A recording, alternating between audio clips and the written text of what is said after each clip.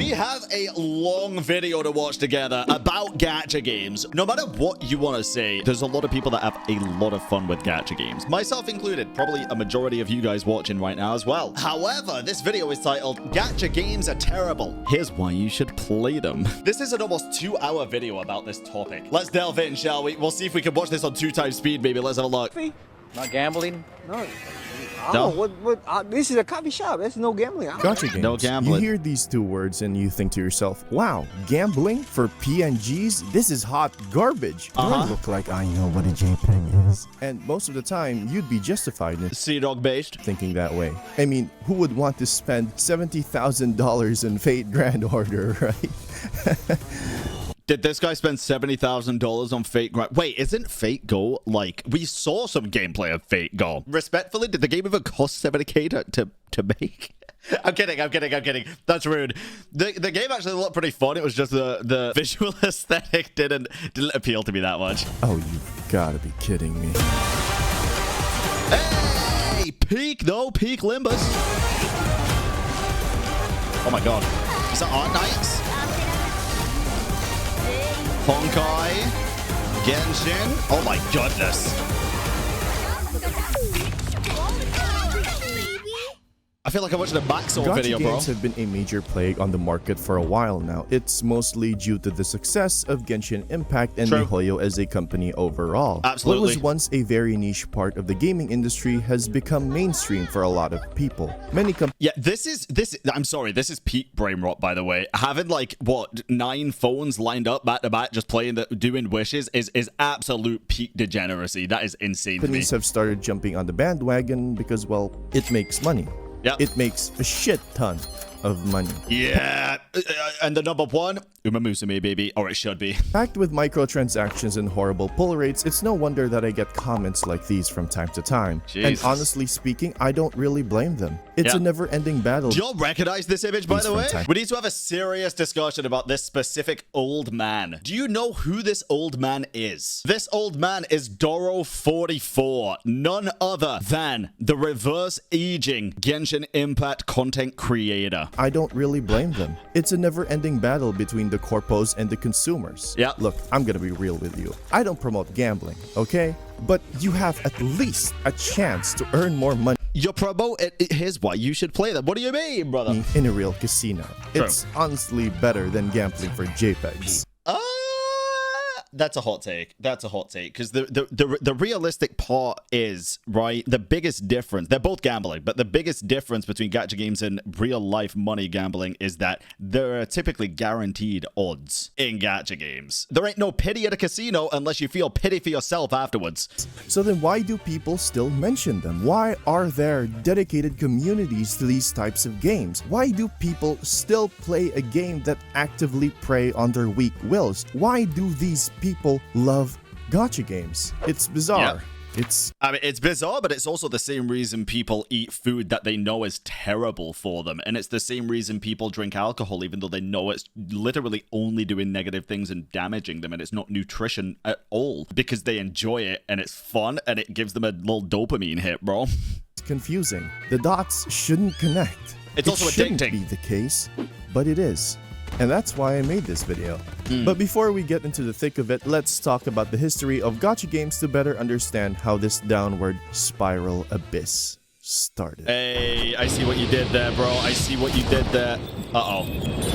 Arlecchino. Chi-Chi. Ah, I got blue balled by the freaking wish animation, bro. That sucks. Gachapon. Okay. I am a firm enjoyer of Gachapon whenever I visit Japan, by the way. I enjoy that shit a lot. It's fun. What the hell?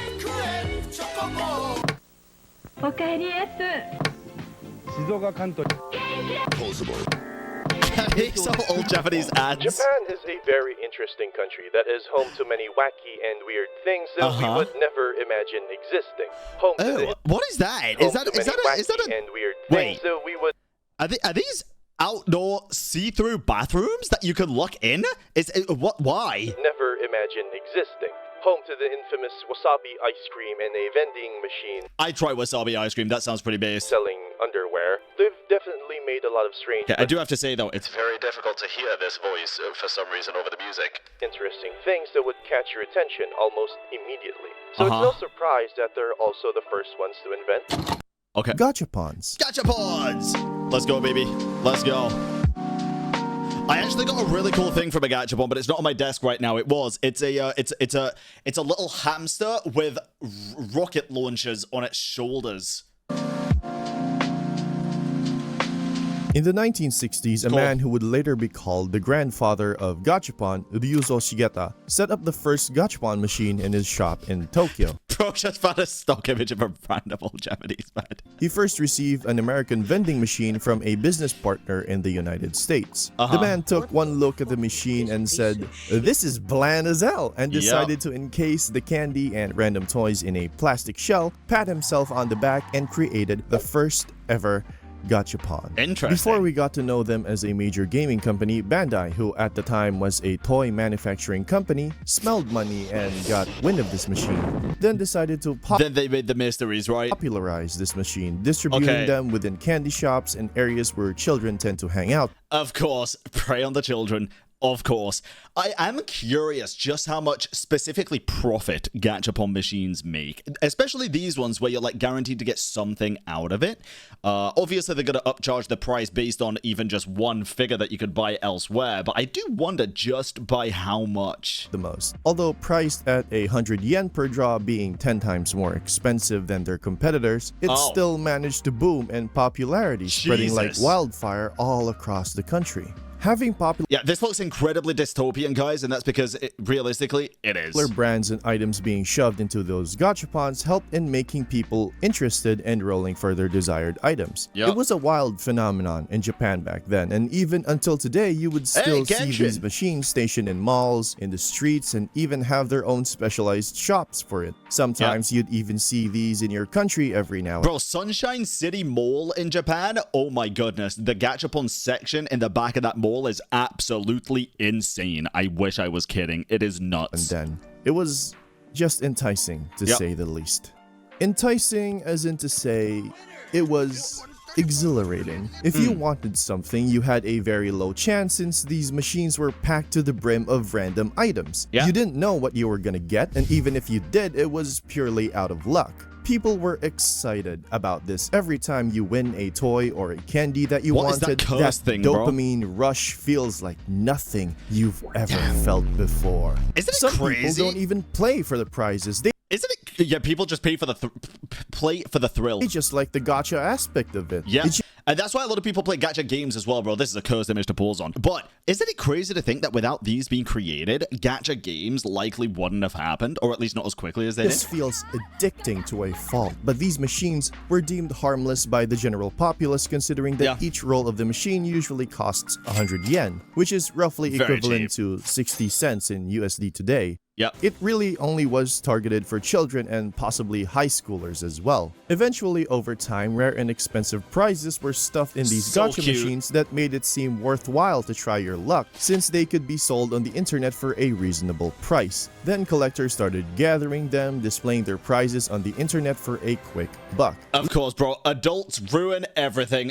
Am I right? Look at the Pokemon community right now, bro. Hey, adults suck. This sucks. Limited edition things started picking up and a lot of people started Classic. jumping on the hype for this. Although not that well known back in the day, this is where fear of missing out comes into play. Yo. This will be an important topic that we will be discussing later on. Okay. Money was being made and stocks were flying off the shelves. Competitors started piling up with more and more people investing in this machine for children. Yeah. Then slowly but surely during the late 1980s, gaming in Japan began to bloom. For the I remember we didn't used to really have Gachapon machines when I was a kid in the UK, but what we did have was candy machines, especially in places like clubs. When I say clubs, I don't mean like nightclubs, by the way. I mean, in the UK, we have these things called like social clubs, kind of like a Weatherspoons, I guess, where like they sell alcohol to the adults, but they have things for kids to do as well. So like if parents want to go have a good night with their friends and have a couple of beers or something, you know, but take like their young kids,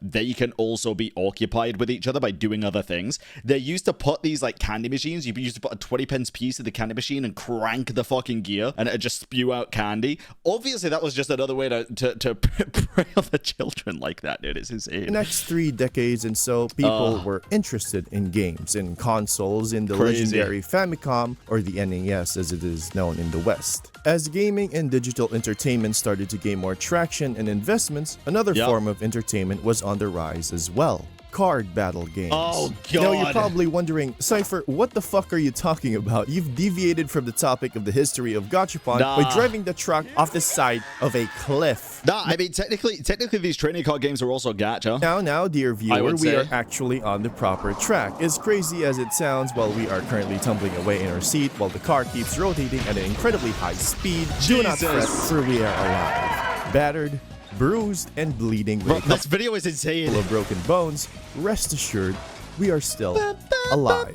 Games, consoles, Sonic, and the Italian plumber that can't seem to find the princess he was looking for. They were popular at that time. But you know what else was popular? Pokemon, Yu-Gi-Oh! Duel, Pokemon cards, collectibles, a shiny Pokemon, Pot of Greed, and that was a beautiful Eevee, bro. the infamous Exodia.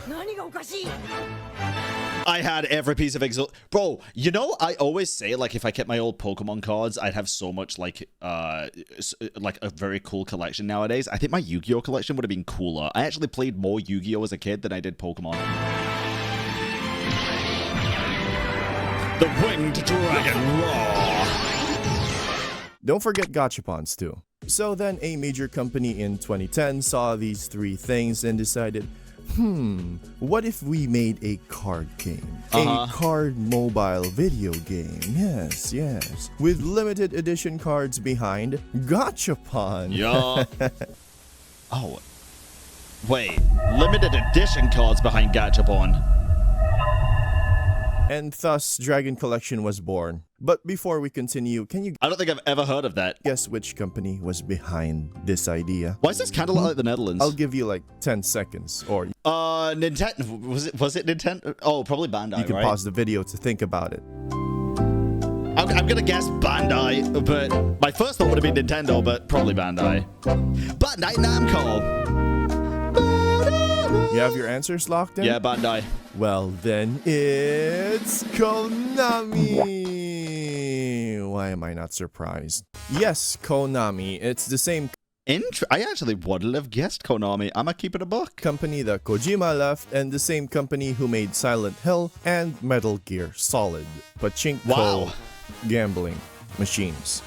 Oh god, my head hurts. Now, I want to make I've seen worse. it clear that Dragon Collection, by all technicality, is the first gacha game to have ever existed.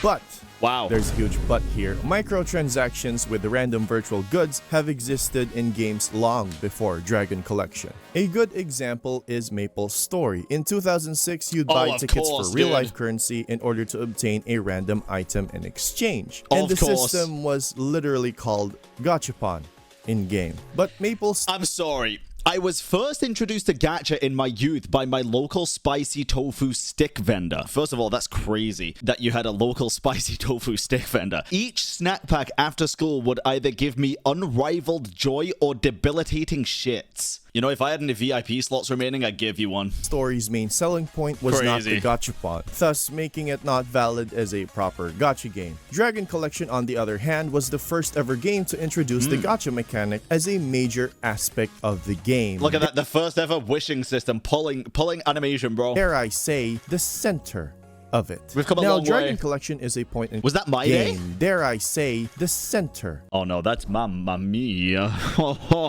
That's my night. of it. Now, Dragon Jesus. Collection is a point-and-click type adventure game that was centered around card battling. There's not much to gather here other than the fact that the best cards were locked behind the gacha. Konami Obviously. made this game popular through an online social networking app called Gree. It made its rounds through that app and was reported to Hey, add the D, what do you get? have contributed to Konami's social network games revenue, which was a total of 36.7 billion yen, which is Jesus. roughly around $2.4 million. That's kind of crazy, bro. This was it.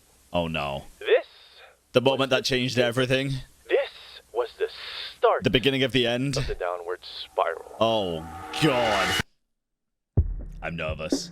In 2011, roughly a year after Konami's newfound success on gacha games, Cygames was established, and they made their first ever game called Rage of Bahamut, which was surprisingly similar to how Why do I feel like I've heard the name Cygames very recently? Why do I feel like I've heard the name Cygames? Dragon Collection played. A point-and-click adventure game with card battles and gacha as its main Musume? Oh my God, it is Musume, isn't it? Oh my goodness, the horse girls. source of revenue. Rage of Bahamut was then released on September Don't ruin 1st, it for me, man. 2011 on a social networking app called Mobage. Coincidentally, Mobage. this was also the year Mihoyo Studios was established by 3 university graduate students, namely Lue, Cao Hayu, and Lu Yuhao. Also, since none of them knew how to make good art, they commissioned an undergraduate student named Zhang Xinghua. I'm sorry if I butchered those names. Together, the 4 of them made their first ever game called Fly Me to the Moon. Fly Me to the Moon was a game about, well, you guessed it, flying to the moon. It was a simple puzzle game where you go through stages to collect some stars for points and fly to the moon. This was also the first iteration of the character named Kiana Castellana. Oh, a fun God. fact, by the way. Oh no, oh not again. Fly Me to the Moon is a reference to the ending song of Neon Genesis Evangelion, Fly Me to the Moon, which was also a cover for Frank Sinatra's Fly Me to the Moon. Look, the point is, Evangelion is a major inspiration in Mihoyo's work and is referenced in a lot of their future games. A hell of a lot of their games, bro. Evangelion is a huge inspiration. Now, I know that there are other studios and companies at this time period that worked on several gacha games, like Square Enix testing the waters with Final Fantasy All the Bravest, or Lesengo's infamous Fate Grand Order. I will be mentioning a couple of them later on, but for now, we'll be focusing on these 2 companies specifically because they're primarily the ones who pioneered the gacha gaming sphere. With Cygames being the one who helped shape the gacha market in the past, and Mihoyo, who is the leading front for the modern or current gacha market. Cygames, after releasing Rage of Bahamut, then decided to partner with several gaming companies such as the now merged Bandai Namco, Sega, and even Konami themselves. Jesus, that's a big group of people, bro. I don't even know the right word for it, but that is like a powerhouse of a team. As you can see, most of these games were flops and reached the end of their services eventually. Surprisingly though, nearly 4 years later, they released a gacha game that changed the gacha gaming sphere in its entirety. Grand Blue Fantasy. Oh, I see. Okay. Jesus.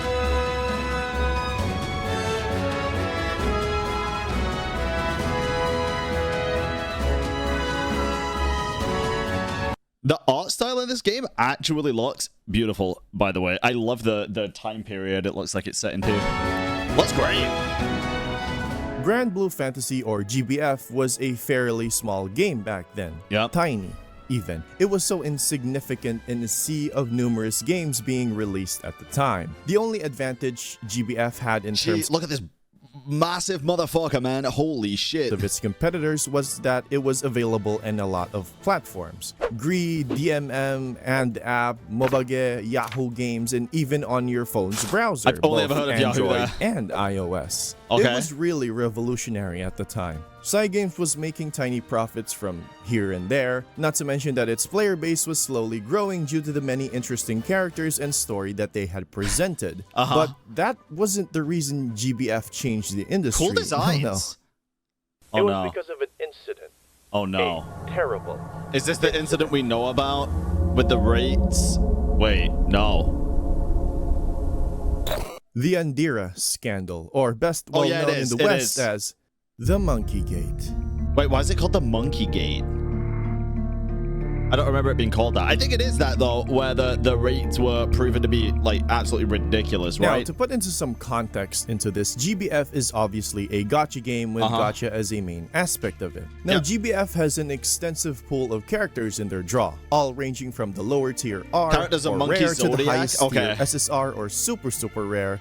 Who the fuck named this? Now, of course, in games like these, the higher the rarity of a character or equipment, the better they are. Now, each rarity has a set chance, with SSR being the lowest of all of them. And in GBF, it is a whopping 3%. Although Seems it is good. extremely low, the rates do increase in featured banners where featured units will get an increase of at least 6%. In actuality though, the rates are usually at a less than 1% chance because GBF Brother, that is crazy. 0.006. is too much of a diluted pool. There were It's just kind too of many insane. SSRs that each time they added new SSR, it would just make it extremely Yo, difficult chat, I just want to say, real quick, y'all are looking fucking fine today. Y'all are looking pretty fucking good. Good shit. to try and pull for newer characters. Cygames at Y'all the had time plenty of didn't sleep really last night, pay it huh? any heed and had the brilliant idea of releasing a set of characters based on the Chinese zodiac animals and make them limited, only Okay. featuring them in banners on their corresponding year. During this time, 2016 was the year of the monkey, and a character by the name of Andira was released. I see. Of course, in a game like GBF where Gacha is Was this character like absolutely goated, by the way? I know nothing about the character. I just know about the scandal. the thing, people are going to pull for her. And it doesn't help the fact that she was limited. People Okay. were spending big bucks on her. Yeah. They wanted her. She's they still good. needed her. Still. One particular player, though, caught the attention of many. A streamer by the name of Taste decided that they were gonna go live while pulling for Yeah, Andira. this is what we Andira saw. wasn't the only character who had rate up in the banner, though. She was accompanied together with two other characters who were also rate up, namely Eustace and Beatrix. This design looks by far the best out of all of these. Like, hello? By far. So on that stream, Taste rolled for Andira. Uh-huh. So they rolled, and they And rolled, rolled, and then and they rolled, rolled. and then rolled some more, and then kept rolling, and Yeah. rolling, and rolling, and rolling until people started seeing that the numbers kept going up. I feel like this is like this. It's nowhere near on the same scale because this just wasn't apparent. But it reminds me a lot of the Tectone Staff of Homer situation. You'll remember? I wasn't around for it, but I saw videos about it way after the fact. Yeah, it's a very different situation because with Hoyo, you knew what you were getting yourself in for, even though it fucking sucked. With this, you didn't, right? By that point, Taste had already gotten multiple copies of the other two characters, Yeah. but not a single Andira showed up. So they kept rolling and rolling Like, and rolling. at what point do you just fucking stop? Like, debt? I mean, bro's got 35,000 viewers right now, I think, if I'm looking at that correctly, right? Rolling and rolling and rolling and rolling. God. And rolling. Whales don't stop. 2,266 was the amount it took Taste to get Dollars? Andira. Taste had Honestly, for some reason, I thought it was more. That's still a shitload of money for one character, of course. That's more than you'd usually spend for a C6 character. Pulls? It was that many pulls? I can't remember. Oh my god, I can't remember the situation. spent 700,000 yen, which is Okay. roughly equivalent to $6,000 at the Bro, I thought they were going to say $700,000. I was about to fucking swallow my own tongue. time. Jesus. Yeah. Hi, Bran. Good morning, my little dude. Brother, who the fuck are we calling little dude here? Ew. Unfortunately, Taste's stream was not the only incident Yup. at the time. Taste was not the only one. Of A lot of course. people If spent it's happening to you, it's ludicrous probably amounts happening to of money others. on that banner. There was an uproar, a revolt, a cry for change. Something Cry for help. didn't seem right. Something felt off. Yeah. So people took a step back and assessed the situation. It turns out the other two characters, Eustace and Beatrix, had a much more higher appearance rate than Andira. Like, I'm sorry, no matter what video game does this, if that is not apparent before you start spending money, that game would never get a single penny from me again in the fucking future. That is scumbag behavior. I don't care if they did refund people, but I don't give a fuck. That's not just an oversight. That is a clear attempt at going under the radar to steal shit from your fucking audience. How much, you might ask? 5 times. Hey, yo, what the People That's had to make a insane. spreadsheet for this. It was unbelievable, although Andira was right up on that banner and Cygames technically did not lie as they never really officially showed their individual gacha rates. Yeah, was it because of this situation that gacha games now legally have to show their individual gacha rates like in Genshin? It wasn't that much of a stretch to say that people were taken advantage of. This particular incident caught a lot of attention, both in newspapers and on the internet. It was spreading like wildfire. Amidst this, Honestly, I don't think it was on purpose, in my opinion. It was a bug they didn't know. I don't fucking believe it, bro. That's such a specific random fucking thing to fly under the radar. Your Honor, they claim oopsie poopsie. Yeah, I don't believe it, bro. scandal, the producer of GBF at the time, Yeah, it's like exactly like the V Shoujo situation. We weren't aware if the 500k was for charity. Well, it's not exactly like that, but it gives me the same fucking vibes. Like, I just don't believe it. promptly I got don't. into an interview with Nikkei, a major business newspaper company, regarding the incident where the producer apologized for the severity of the situation, and Yeah. Cygames was willing to offer refunds to the players who pulled an This was a great thing that they did, offering the refunds. Andira's banner in the form of premium in-game currency. This was also the interview where they announced the update that would change the state of gacha games forever. Yep. Sparking, a fail-safe system that would guarantee you a unit or item of your choosing after rolling a certain amount of pulls on the gacha. This is like what HSR did for the standard banner, right? Correct me if I'm wrong. Genshin have still never done this, I don't think. Please do correct me if I'm wrong. I don't think they have, though. In GBF's case, 300. Before this incident ever happened, gacha games were unregulated, oftentimes described as hellish, as people tend to spend a lot of money just to get the desired item or unit they want. Wait, were the refunds just in-game currency, not actual monetary refunds back to the bank? Yes! Oh, fuck everything I just said. Fuck everything I just said. Nah, fuck that. There Nah. was no pity system, there was no sparking system, and sure as hell, no way for people to know Nah. whether the rates are real or not. It was a lawless land filled with a cesspool of pure greed. Brother, that is fucked up. Because Nah. of this incident, the Japan Online Games Association, or JOGA for short, had to step in and conduct an investigation on Cygames. The case was eventually dropped soon after, but they immediately issued a set of guidelines and regulations that Japanese gacha games were recommended to follow. That Okay. being having clear and precise gacha rates, as well as placing a spending cap on their games. Every single eye was Wait, what? Wait, a spending cap? That's a thing? on this news front, and eventually made their way into the gacha gaming sphere for better or for worse. Some smelled profits, some found loopholes, and It's pity. Well, pity's not a spending cap, though. Is it a literal cap to how much money you can spend, or is it just a cap to...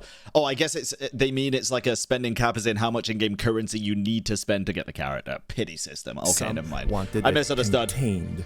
The now once lawless land was now organized to a fault, but the Arknights. cesspool of greed remained. Oh, God.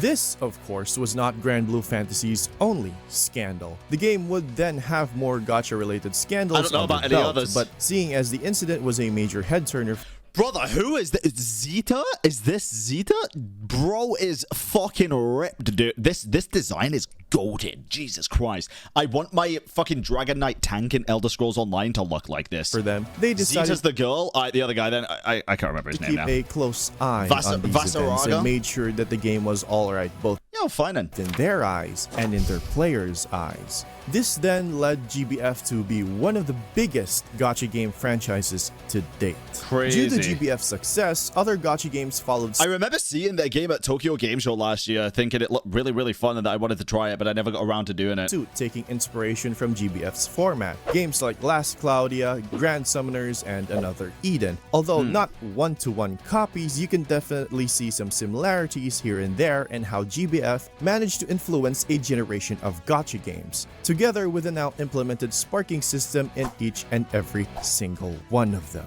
On the Okay. other side of the spectrum, though, Mihoyo's team, after being inspired by High School of the Dead, went on to make their second official game called Honkai Gakuen, which is also known as Zombie Gal Kawaii. The game Like, think it...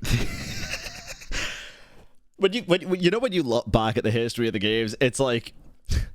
Not much has changed, but enough has changed. The game was, well, Kiana again, killing zombies with different weapons. It was also pretty clear that some of the visual designs and UI were somewhat inspired by Persona 4. Jesus, wait, is this... No shot, right? Also pretty clear that some of the visual designs and UI were somewhat inspired by Persona 4. Guys, is this that we're looking at right now Persona or the Hoyoverse game? Although Zombie Gal Kawaii was released only 2 years ago, in 2014, Mihoyo released the widely That was Persona, okay. known Honkai Gakuen 2 or Guns Girl Z, with a short development time due to them being able to easily reuse the assets from the first game. The game, despite its hardships and drawbacks such as top-up failures and server downtimes, saw some financial success, although having most of its elements and mechanics Oh my god, it's the Welkin Moon. from the main game, they did spice it up a little by copying and then converting the system of Puzzles and Dragons, another gacha game, into an action game. Now, at this point in time, Mihoyo then decided to work on the Honkai Impact project, a project that would make Mihoyo widely known for being the best in the gacha gaming sphere. Mihoyo struggled with the development of Honkai Impact because most of their team at the time didn't What's General Grievous here? know how to make 3D projects and were transitioning from the 2D format of GGZ. Despite their struggles and the scrapping of several parts of the project, Honkai Impact 3rd managed to release on October 14, 2016. It was well received by a majority of its audience and was a guaranteed success both in revenue and popularity. This was the first ever Mihoyo game that had garnered the attention of the global market. Yeah, I still stand by the way, to this day, that in terms of Hoyoverse games, I can't really include ZZZ into this point specifically because I haven't played enough of it to know how the story is, but I still think Honkai Impact 3rd has one of the most goated methods of storytelling, which is basically just an absolute shitload of awesome fucking cutscenes with incredible music. I love it. It just sings to me. Its gameplay, for the sake of simplifying Also, probably the best music in Hoyoverse games. it Personally consisted of a thinking. linear type hack and slash, Overall. with clear inspirations from widely known games such as Bayonetta and Devil May Cry. Yup. This game, honestly speaking, is Mihoyo's magnum opus. The story in Honkai Impact 3rd was just something else. Although I haven't played the game, I have been following the story on YouTube, and so far, I'm dead inside, man. Yeah. Me too. Kiana is a I never even finished it, bro. I got to like chapter 24 or something. tragic character, and I don't know. I just don't know. But anyways, we're here to talk about gacha game history, so for now, I'll save my tears for later. Alright, This base. game managed to put Mihoyo on the global map and the attention of the overseas fan base as a result. Although not widely known at the time, it was still a huge success. I'm sorry, The am I overseas seeing things? fan base as a result. Although not widely Is that a guy? In Honkai Impact 3rd, playable? known at the time, it was still a huge success on Mihoyo's part, since this is the game that they painstakingly placed all of their passion into. Honkai Never thought they'd do it, man. Impact was also the first Mihoyo game to have introduced the soft and hard pity system, and was a very free-to-play friendly game that gave players the chance to collect their favorite characters. At least, it used to. Over time, the game upped its quality and was beloved by so many players as it made a lot of them Alicia. That's Alicia, right? She looks incredible, bro. emotionally invested in its story. I actually pulled for her. Afterwards, Mihoyo then made another game called Tears of Themis. Although not as popular as its predecessor, Tears of Themis still managed to pull in a surprising amount of players, the majority of which were women, It's like, admire and shallow space. because this is an otome gacha game, which is surprising, not gonna lie. Either way, it wasn't until September of 2020 that Mihoyo would dominate the gacha gaming market. They released a game that made an unexpected change within the industry. A game so well known that it became a household name. A game that made me do a triple take because I saw a family of 3 in a pizza restaurant with their daughter cosplaying as Farina. Just Now listen, I will always be grateful for this. I feel like things just lined up for Genshin. And in turn, things lined up for me, right? However, also not. I feel like I got lucky. I'm very grateful for Genshin Impact for many reasons, but especially for this career, right? I probably wouldn't be at this point without Genshin. However, I didn't start playing when the game dropped like a lot of other people. I started playing a whole year later. what the hell is Genshin Impact? It's Genshin Impact. Yeah. Fuck!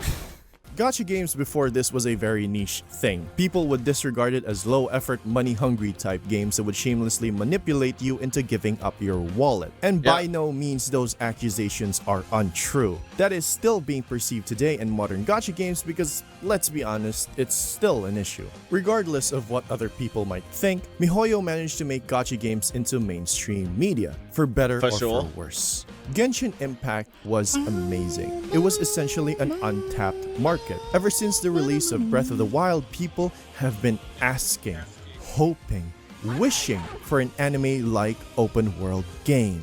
Yeah, hear me out here. I'm curious what y'all would actually think about this. How do you think you would feel, I'll say, because you just don't know. If Genshin released as an live service MMO instead of a gacha game. Let's just say it was still free to play, but you had like a subscription thing that gave you more characters or something. You wouldn't have played it? I would have, because I was a big MMO head. Do y'all think Hoyo should try and make an MMO? I would love that, because honestly, it'd be cool to see it succeed or fail.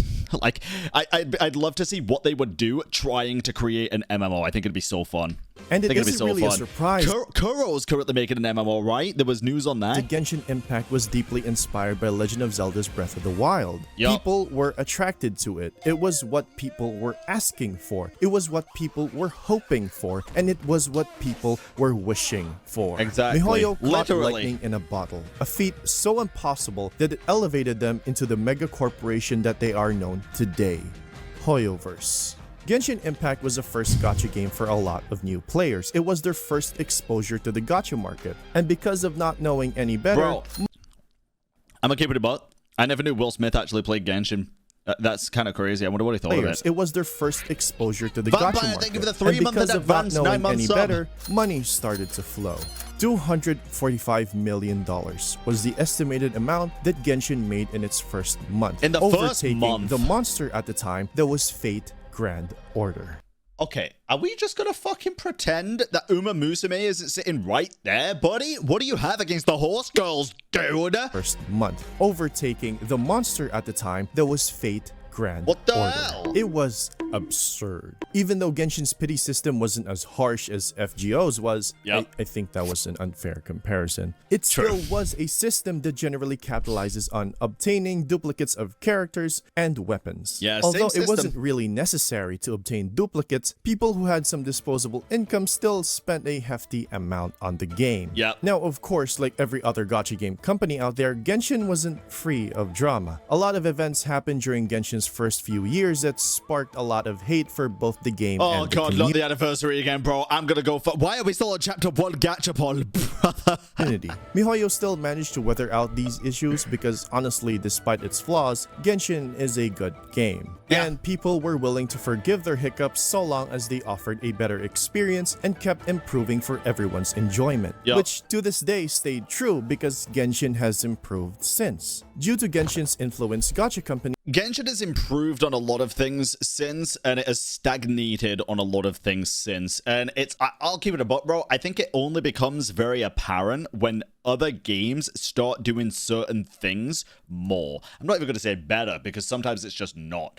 But, when certain games start improving on aspects that Hoyo haven't for a while, I think it becomes more apparent that things have stagnated in certain situations with Hoyo. These then strive to attain the same formula, although some of them have not been as successful it is Genshin definitely important to acknowledge both.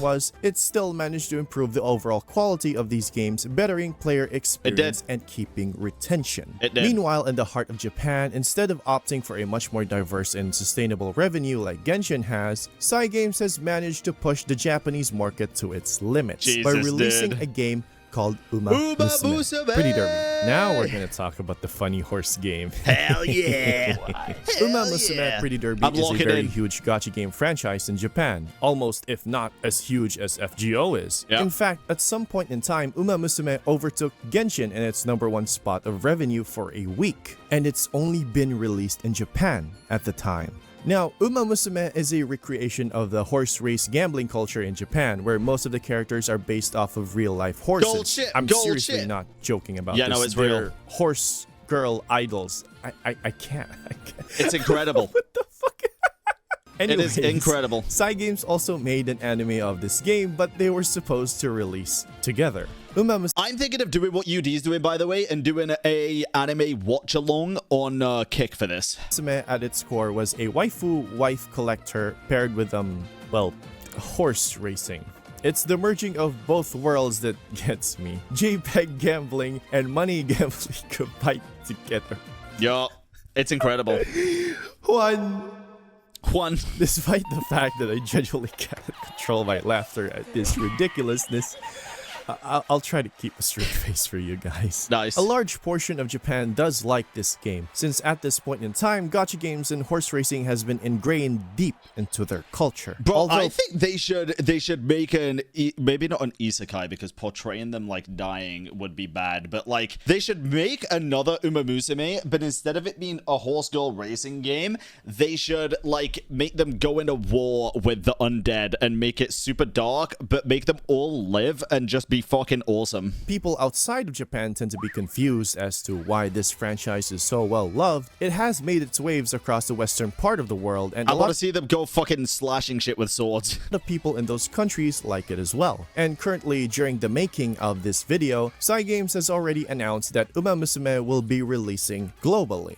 Now, on a related note, red light districts such as Kabukicho, pachinko parlors, and even food stalls during Tanabata Matsuri, aka the Summer Star Festival, is owned by a notorious group that at this point everyone knows The Yakuza. exists, despite their extreme attempts at steering clear of public I was like, attention. red light The districts. Yakuza is a group of organized crime syndicates that are operating in the shadiest parts of Japan. Yo. Now, I know what you might be thinking. Cypher, why are you talking about the Yakuza in a topic about the history of gacha games? Horse girls. Okay, listen to me. important. Casinos and betting stages are mainly owned by the Yakuza, right? Now, Yep. who do you think owns the horse race gambling sphere?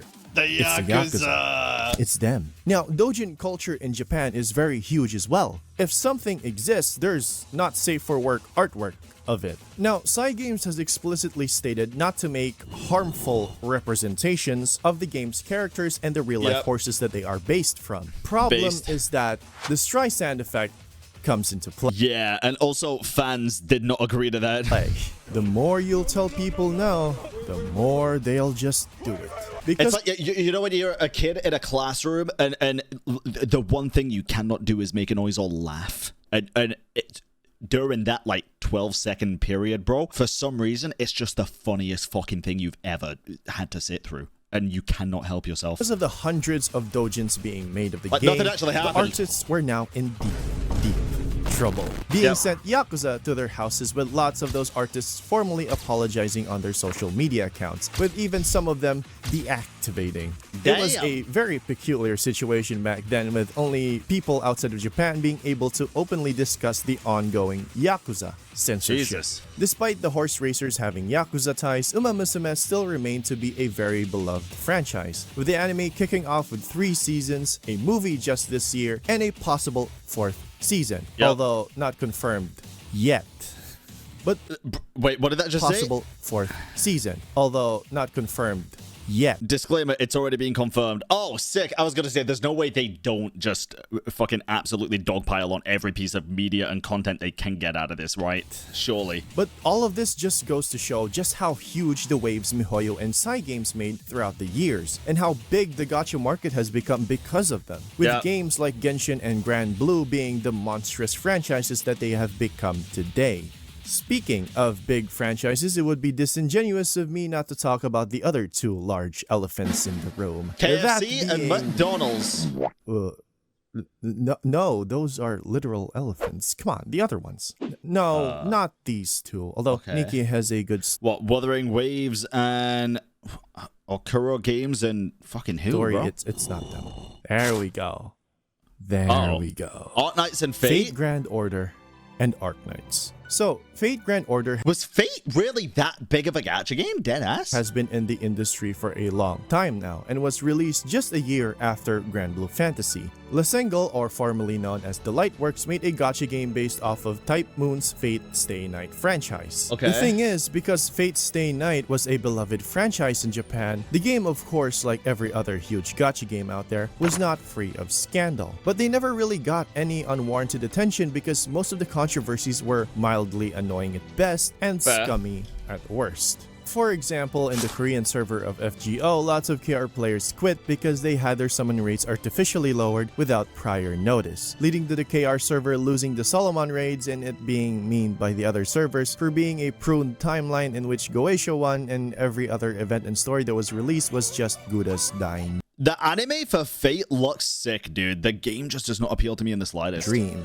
I'm getting off topic here. Look, the point is, the only reason why FGO weathered through these dramas and issues is because the player base loved the Fate Stay Night franchise. Yeah, for and sure. the Lightworks getting their shit together to improve the game. Despite all of that, FGO is still being recognized for its incredibly atrocious and horrendous gacha rates. But to this day, it is still one of the biggest gacha games in Japan, just alongside Musume. Now, Crazy. speaking of recognition, Arknights is a really popular game that I always see at least 2 to 3 ads of it per day while watching stuff on YouTube. Even Bro, some just get YouTube Premium. If you're watching YouTube that much and you can afford it, bro, YouTube Premium will save your life. I'm telling you, it's insane. Or just ad block. YouTubers or VTubers popping up in my timeline every now and then due to how popular the game is. And that's no surprise either. I am currently playing Arknights right now after holding off from playing it for a long time now, and after a good friend managed to convince me to play it. And I'm honestly enjoying it so far. It It's looks fun. really, really good. On a surface level of understanding, Arknights is a tower defense game where the main objective is defending against attackers and not letting them go through your towers, combined with a I think it base looks building fun. system similar to games like Fallout Shelter, which honestly fits the theme that they have going for its story. Arknights has been recognized a lot by its really dark and gritty story, as well as the notorious wall of text accompanying it, not to mention the music. Like, It's like one of the only things that slightly puts me off. what the fuck? Every time I go search up anything Arknights related, people will always either talk about the story or the music because it is just Arknights music is really fucking amazing, good. dude. My personal favorite jams being Boiling Blood, Operation Pine Suit, Double Dragons, and Lullaby. And I was Full listening names. to their music even before I played Arknights. So when I played the game, I was surprised that the thing accompanying the music was even more exciting.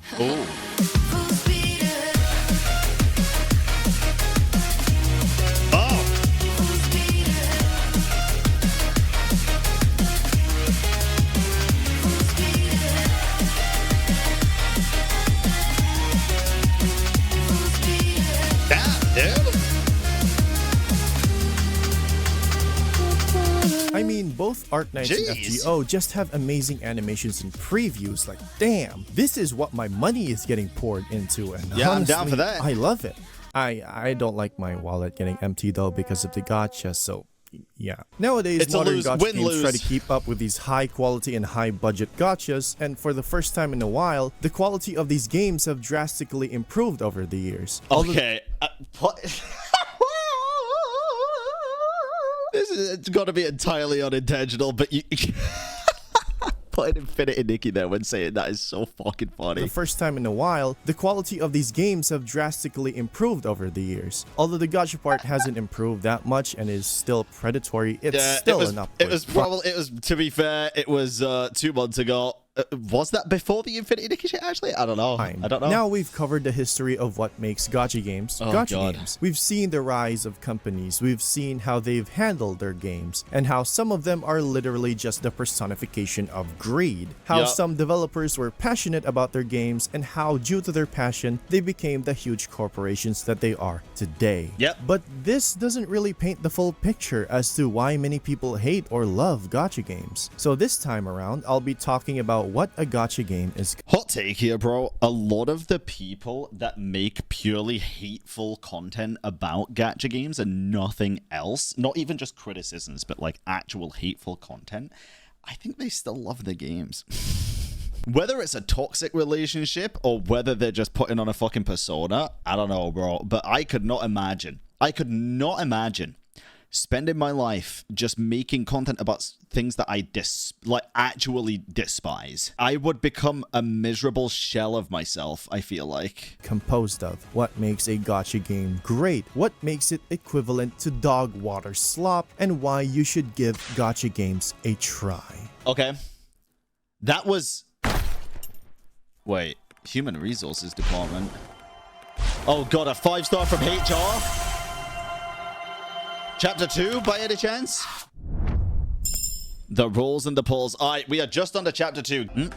Why The do a best lot things of about people gacha hate games. Gacha games? The answer is simple, really. The gacha system, or more specifically, microtransactions in Yup. games. Most of the time, people generally have an outrage of games that they already paid for. Never played Dragon's Dogma. Is it a good game? Because it looks pretty good. Or only to find out that there's an in-game store that sells cosmetics, accessories, and items that can help with alleviating a certain amount of difficulty. Usually in single-player games, the player outrage generally scales with its difficulty, but it's a different thing for multiplayer ones since it's usually a clash of interests for people with disposable income and those without. Now, For most, sure. if not all, gacha games tend to be free to play, with most of them having easier game progression tied behind the gacha system that hosts the characters and Hey, my man. or equipment. With Valka's Most weapon. single-player or PvE gacha games tend to have a weird ratio of varying complaints due to the fact that not all gacha games are difficult, but Yep. several games do make the decision of making challenging content extremely difficult or borderline impossible, and then making sure that the featured character that was released during that content would alleviate those issues or make it easy to clear. Now, The only reason endgame exists in a lot of these games, bro, literally just to sell the banner characters. complaints for this issue are a lot, but most people just shrug it off because it usually just boils down to being salty about the gacha, paired with the Yep. fact that challenging content in these gachas tend to be optional. So it's never really a loss for you whether you clear or don't. And when you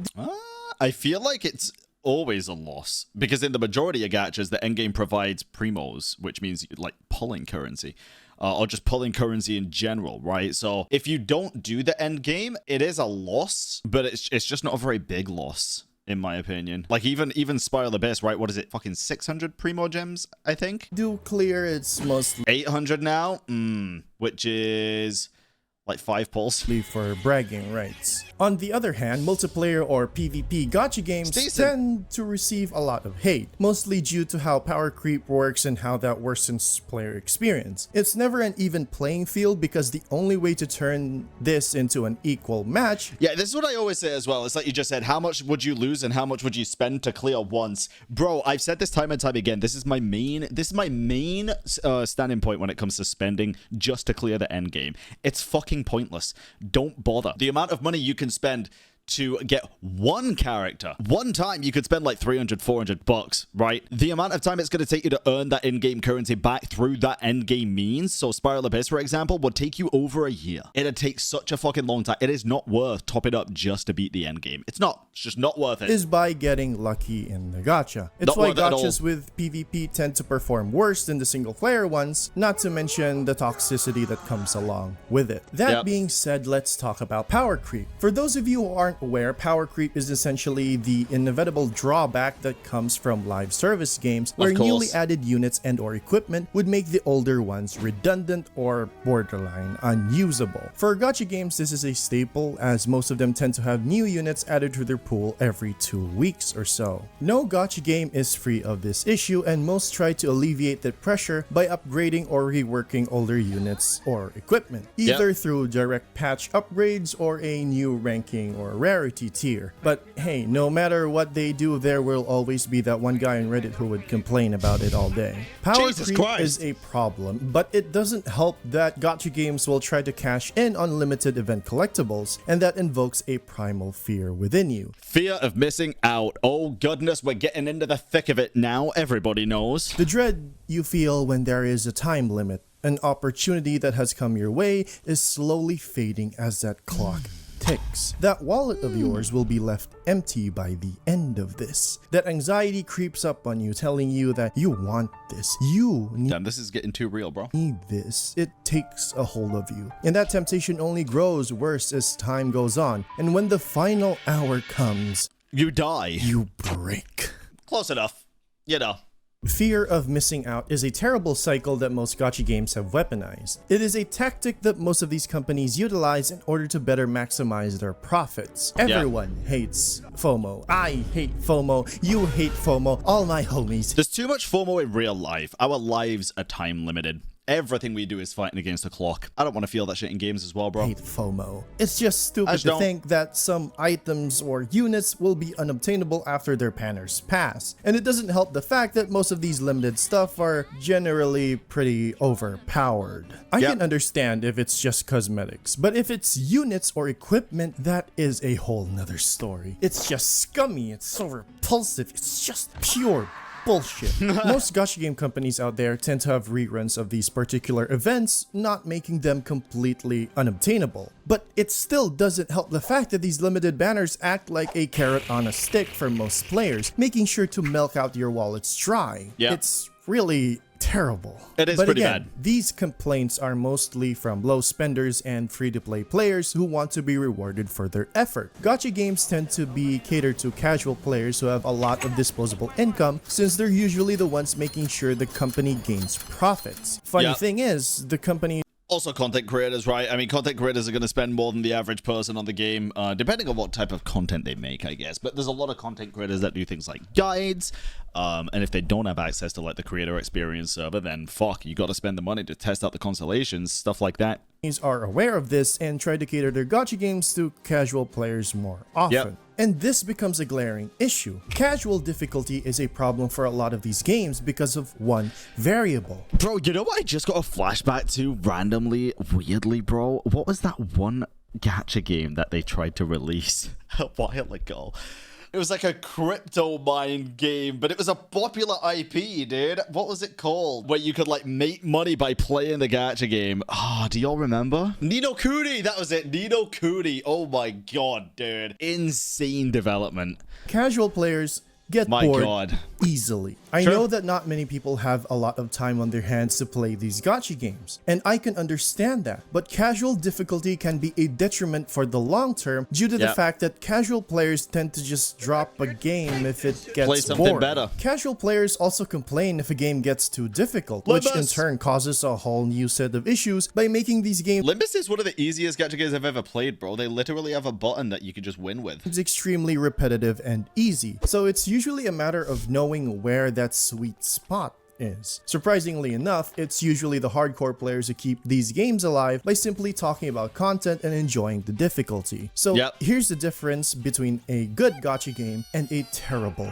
one. You will Oh, know no. if a gacha game is good or not by knowing what their communities are currently talking about. That is bullshit. You know if a gacha game's good or not by checking the revenue reports every month and seeing which one is in the top and which one has got a green arrow pointing up to know if it's doing well. That is how you tell. If a community consists mostly of posts and discussions regarding gacha banners, gacha pulls, and salty gacha pulls, with barely any discussions about the gameplay, then you'll know it's a terrible gacha game. Why do I Maybe. say this, you might ask? Well, it's simple, really. While the gacha is a main aspect and or selling point of a gacha game, it is by definition still a game. Gameplay is an irreplaceable core function of what keeps players engaged. People will argue this to the death of games, by the way, that the gameplay is not as important as something like the story and stuff. But at the end of the day, guys, like these games are video games. You're there to play them, not just the story, because if people wanted a good story, they could go and watch a movie or watch a series. They're playing a game to play the damn game. That's why gameplay is, surprise, surprise, really fucking important. Player retention is as valuable, if not more, than gacha revenue. Yup. If players stop talking about the game's gameplay, then it's shit. There's no two ways about it. So, if a gacha game has a good ratio of gacha and gameplay discussions, then you'll know that this gacha game is really, really good. While that ratio may fluctuate due to limited banners and or new content drops, it's Yep. still a good idea to keep a close eye into their communities to better assess which gacha games are good for you. For Now, sure. you might be thinking, some people complain about the day-to-day gameplay though. And you're not wrong. Most gacha games have a system that keeps players engaged. Or at least it tries to. What? Dailies and weeklies are extremely boring and repetitive. Oh, God, Some I hate games it. like Zenless Zone Zero try to make these dailies as short as possible, while Dailies are boring in, I think, every single game I've ever played that has them implemented, including MMOs. It's like, go craft this item every single day, you know? I hate it. I hate dailies. other Hate it. games like Arknights tend to have an auto-battling system so that players just need a push of a button to do their dailies. At Try that point, as just, they might, they at can that point, just give people dailies for logging in as a calendar event award instead of making them fucking auto battle mindlessly while doing nothing else. Literally, just give people the rewards. System, and players tend to get burnt out after a couple of months of doing the same things over and over again. Yeah. The grind sucks, and it's time consuming, with only the dedicated ones doing it just for the sake of getting more pulls. Eventually, players quit after a while, but there are some who want to quit but can't. Why? Yeah, Well, because they're addicted. Sunk cost fallacy. Oh, Jesus, we're getting real deep. Yup. time and money, gameplay and gacha. These are the two main reasons why some I've people spent have too trouble much money quitting on this gacha game games. to drop it now. I've spent, oh my god, what about that 1,000 hours I've already spent on this game? What will it ever mean? Some have already invested too much time. Brother, I've quit games that I've had over 2,000 hours in. It's like, if you're not enjoying it, just fucking quit. The lesson you learn is sometimes you stop enjoying things and you can start enjoying other To things. quit, whether it be weeks, months, and even years, and would feel like they wasted the time that they spent. While some have already invested too much money to quit and would feel like they just wasted their big bang bucks after spending all that moolah on some JPEGs. It's a dilemma that a lot of people struggle. But of course, this isn't limited to gacha games only. You can find these problems pop up in your popular multiplayer games like League of Legends or Rainbow Six easily, Siege. for sure. Single player games don't have this issue because you can easily just drop the game for now and come back to it some other time when you feel like playing. Attachment to time and money spent is one thing, but there is another type of attachment gacha games tend to lean towards. Excessive fan service. Oh, absolutely. Gacha games tend to DK utilize time. fan service as a way to allure people or appeal to There a it is. certain audience. There While it fan is. service can vary from different things such as collabs and lore, its main Who the hell did a free run collab? source of fan service tends to be on the sexual side of things. Jesus. Sex sells. That service tends to be on the sexual side of things. Okay, you kept that on for a single frame. I'm not surprised it might get demonetized, but holy fuck, the middle character. Sex sells. That statement has never been more true. 7 out of 10 times you'll find that gacha games have this catered fan service that mainly focuses on the sexual appeal of their characters, whether Yep. it be a man, a woman, or non-binary. But it mostly focuses on the female since most players are usually Jesus. male unless it's an otome game. Yeah, the problem bro, with this is that gacha Love it. Deep Space said, I heard, what was that one game that does the fucking most insane amount of fan service ever? Brown Dust, I think it is. I'm pretty sure. companies tend to only focus on the fan service rather than make their game playable. That's why some gacha games tend to be dubbed as waifu collectors in Yeah. a sense that there's no actual gameplay and it's just a JPEG collector with a voice attached to it. As they're playing Oh no! Destiny, Hey, no! Isn't Nikke meant to be really good? as they're playing Destiny, Illusion. These players will spend ludicrous amounts just so they could get their new waifu, who is in a very suggestive bikini that I will not display because Daddy YouTube might give me the 1-2 strike spanks. Gacha is very predatory, and it doesn't help that these companies have no sympathy towards their player base whatsoever. And I thus like continues money. that downward spiral. A spiral of temptation, contempt, attachment, envy, and greed. Bro, I feel like I'm watching a fucking, like, 1960s murder documentary. Gacha games have always been that way. It's a genuine problem that we all need to acknowledge, especially the fact that these types of games are easily accessible to children. It's what causes people to stay away from it. It's why people do not like it. It's why so many people hate gacha games and have advocated to stop spending on these microtransactions so Fair. that the industry will change. But it's not that simple. Companies still need profit in order to keep functioning, and some Yeah, of want course their they do. product to be the best there is, no matter how many years it takes. But passion can only take you so far, because that's just not how society works. Why so Revenue is needed serious? to pay the people who make these projects and to keep it afloat. That's why some Yep. companies end up making use of gacha as their main source of revenue, since a free game is more accessible than a $70 game on the market. And it's one of the fastest and easiest ways to gain revenue. revenue for them. Yes, it is bro. predatory. Yes, it is something Yeah, that I mean, here's the thing though. All gacha games are predatory just by default, right? to stop. And I fully agree with you. But here's the thing. Okay. Not all of them are as terrible as you think they are. Limbus! We're playing Kanto 2 after this video, or at least started it. Probably not going to get a chance to play too much of it today at this point. We'll continue it tomorrow. You see, I'm not telling you to play every single gacha game out there. Yeah. Heavens no, that's torture. I'm actually telling you to play the good gacha games. Yeah. And these, some are one of the best ones out there. And like every Hell yeah, brother. spiral, if it goes down, it can also go up. Exactly. Hey, drop in some I've Genshin played lore a bombs lot here. of gacha games throughout the years. Like, a lot. Like, here's the list if you're interested. But most of the ones that I've played, I would immediately I've probably played about 10 total, and half of those have been sponsors. leave after a month or two due to burnout. And it's mostly due to the reasons that I've stated earlier. But there have been a couple of games that I've stayed in and some I've left that I would still highly recommend. Okay. I'm going to talk about these gachas in an ascending order, as well as talk about their biggest highlights and reasons as to why you should play them. I'm also gonna try to be unbiased as much as possible, but know that I might yap about my personal experiences and gripe with them. Now, the lowest gonna in shill this Limbus, list right? is Genshin Impact. Wait. Hold on. Let me cook, alright? I know Okay. that Genshin gets a lot of hatred for, well, a lot of reasons. Yeah. Even I don't like the game that much. I quit a few months after the first anniversary due to burnout and Fair. in turn soured my experience of it. Despite the fact that I quit the game, over time Genshin has learned from some of its mistakes It and has has. improved their game overall. Yep. Its story is slow and slightly uninteresting for the first few chapters leading to Inazuma, but I can confidently say that past that point, they definitely managed to make a very interesting main Fontaine was still my favorite, bro. storyline. It's not my cup of tea though, but a lot of people might like how they've spun their narrative. The Yep. gameplay and the world has a lot to offer as well. Liyue and Mondstadt are somewhat empty for the most part, but the other nations have a lot to offer in their respective environments I agree with and this. really sells that open world vibe. The game has no shortage of new characters that can offer a new perspective in their lives in that world, and Yep. they're all very unique, with each having visually stunning designs based on their nationality. I am gonna say that some of them are kinda copy-paste and hollow, but that's normal if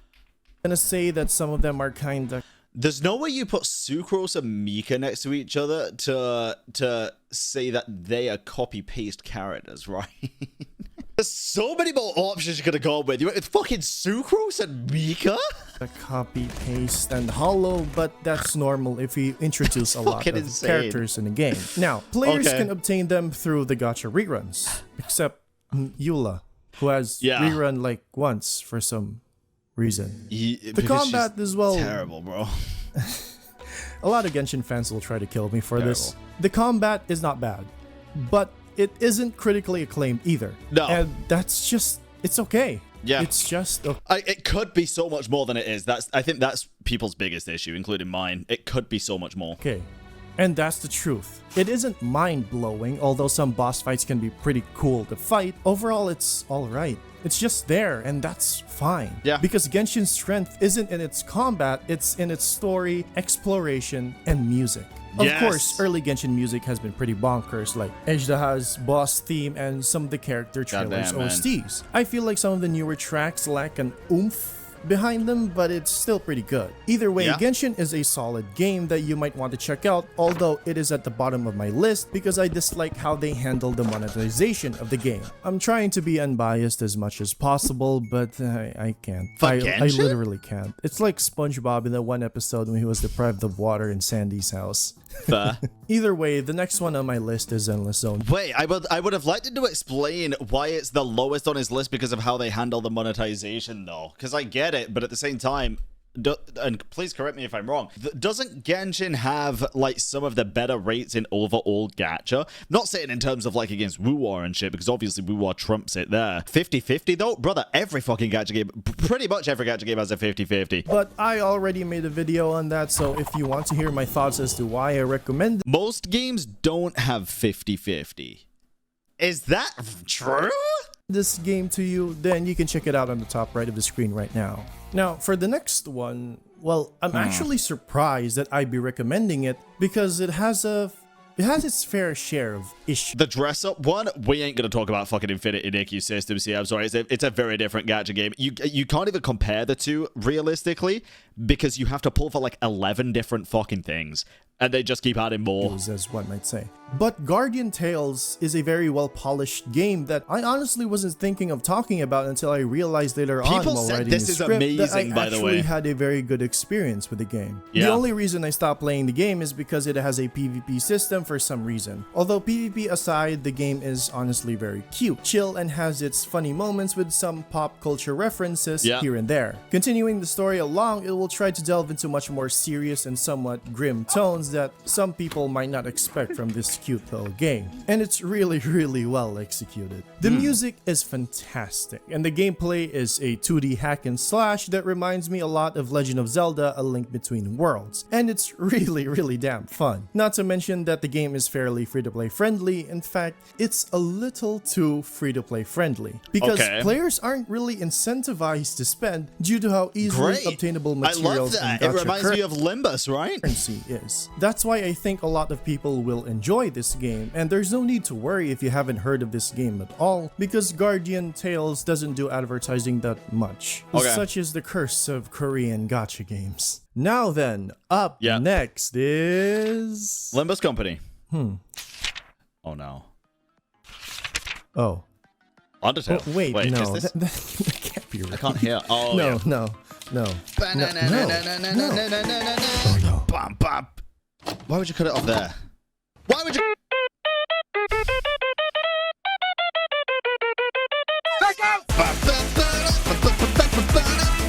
Bro, I thought it was Undertale at first. I was like, what the hell?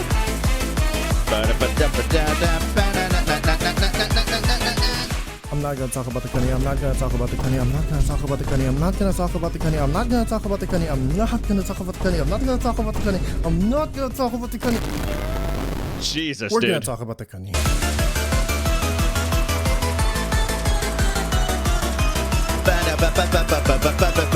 Blue Archive. What a banger song, dude. Where do I start? Blue Archive is...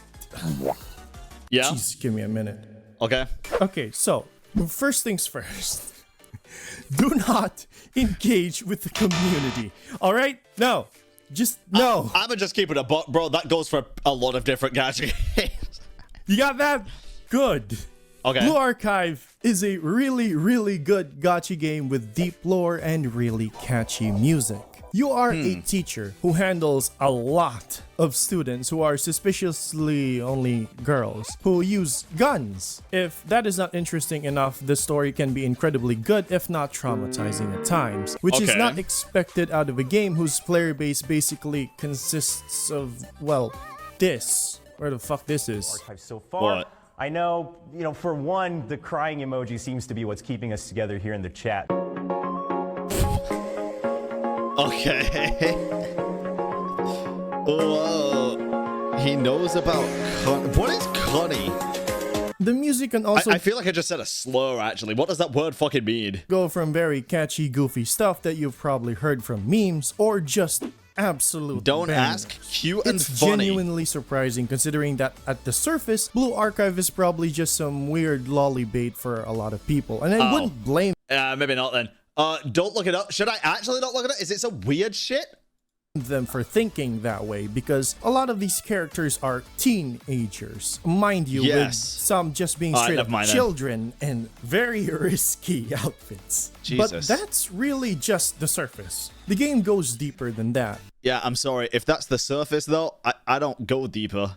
You know? If that's the surface, it's gone. Doesn't exist to me. It's a very intricate game with a very complex story that would tear you apart. Great. If you aren't careful. The game is also very free-to-play friendly if you dedicate your time to it, making sure that you'll get the limited units that you were trying to get, while being able to farm some permanent 3-star units, which is honestly pretty fucking good. Nice. So, yes, I genuinely recommend this game. Just don't engage with the community, man. If you want to preserve your sanity as much as possible. Fair. Now, before we Your proceed- loss? Hey, maybe. If that's loss, I'm cool with it. Even further, looking back on these gacha games, they all have two things in common. They have incredibly great stories and good music, with Blue Archive and Guardian Tales being very free-to-play friendly, although their gameplay isn't Free-to-play all friendly that is amazing always good. except for Zenless Zone Zero and Guardian Tales. These traits are what players flock to the most. People talk about their stories being good, with some even wondering why these games are free to play. Although, to be honest, it's a gacha, so it's just unheard of, because these types of stories and music can mostly be found either through an indie game title or sometimes a AAA game. Now, I'm not gonna keep praising the stories for being good, although that's a fact. There is a problem that a lot, if not all, gacha games struggle with from good to bad. Okay. A problem that plagues their stories, and my guy Glitter here is gonna rant about it. Oh boy. Okay. He's gonna yap. Is he? What is going on?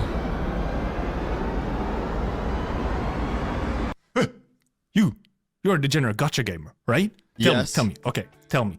Have you heard this before? Have you heard any of these before? The story's kind of slow at the start, but it gets better. Like, yeah. I've heard that about not just gacha stuff, and I do not like it. I do not like it. the early story's a little mid, but man, at chapter 6, it pops off, okay? Like, I swear, it gets so good once you're like 20 hours into the story. Yeah, like You hear that shit all 20 the time. hours. Like, I feel like I've heard that for almost every gacha game in the last, I don't know, 10 years, 10, 15 years. Guys, like, honestly, listen, trust me. The Amphorius quest is so peak after you get through the first 7 hours. It's so good. You hear it all the time. But why? Why is it so damn common to hear this thing of like, oh, the early story is like mid? Why are early gacha stories mid? Or are they? But no, they are. That's the thing. I believe. Sorry, guys, let me explain. What I meant by that was every patch for the first 7 hours is mid and then it's peak. That's what I mean with HSR stuff, bro. That's why I'm like, because each fucking quest is like 10 hours long, or like even 7 hours long. It's like 5 hours of and then a peak, and then the next patch comes and it's another 5 hours of and then a peak, and then it's like a fucking heart rate monitor. Boom, boom, boom, boom, boom, boom. Like I don't play it all in one go. Doesn't change the fact that it's sitting through so much of just to get to a small amount of good. Agree with the idea. Oh no. I agree that early gacha game stories are mid. I agree that early gacha game stories are usually kind of mid. They're usually kind of slow. They take a while to get started. Not that much happens in them. The writing of the characters are pretty basic, for lack of a better word. But why? Why is it so common? Why is it so like consistent? Yeah. That they're mid. What's up with it? Like look, Arknights, you hear it. Genshin, you hear it. Star Rail, you hear it. A lot. You hear it in every gacha game, bro. You hear it. Every game. Fate Go, Ancient Fate Go. Still hear it. Even the gacha game that is like praised for having like good story, like probably the best story, like the presentation or writing a narrative, everything is fantastic. Limbus Company. Even for Limbus Company, for at the very least the first 2 chapters, the first 2 cantos, you hear how it's okay. Like it's they're really not up to par to their usual. Of course, there's high standards for Project Moon stuff, but still, you hear it. But why? You do. Why is this a gacha game Even thing? I heard that, but it's like people have said, like, I played the first canto and it started off pretty fucking quickly, and I thought it was pretty decently good storytelling for a start of a game. But people just say it just gets, after like canto 3, I think people say, it just improves drastically. But even the bad isn't what I'd consider bad. It's not like you have another piece of media, like say a manga or a movie or a TV show or an anime or something. Those really often have like super strong starts. Yeah. So it's not like it's just a media in general thing. It's a gacha story thing. For sure. Or at least seems to be.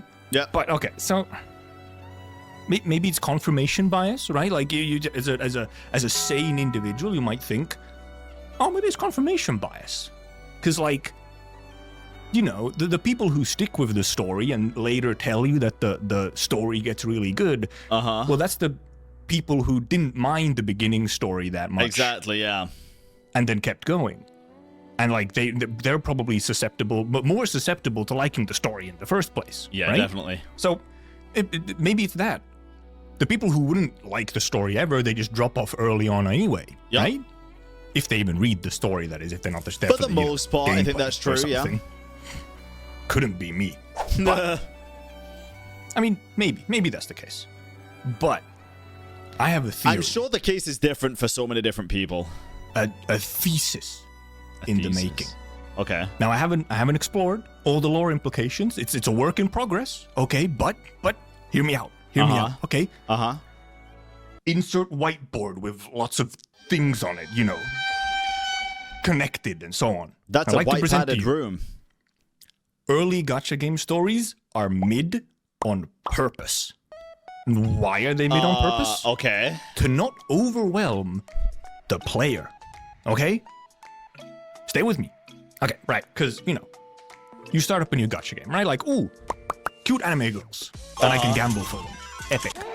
You start a new gacha game. You start logging into the game. So many things. You got so many menus, so many UI elements, all the gameplay.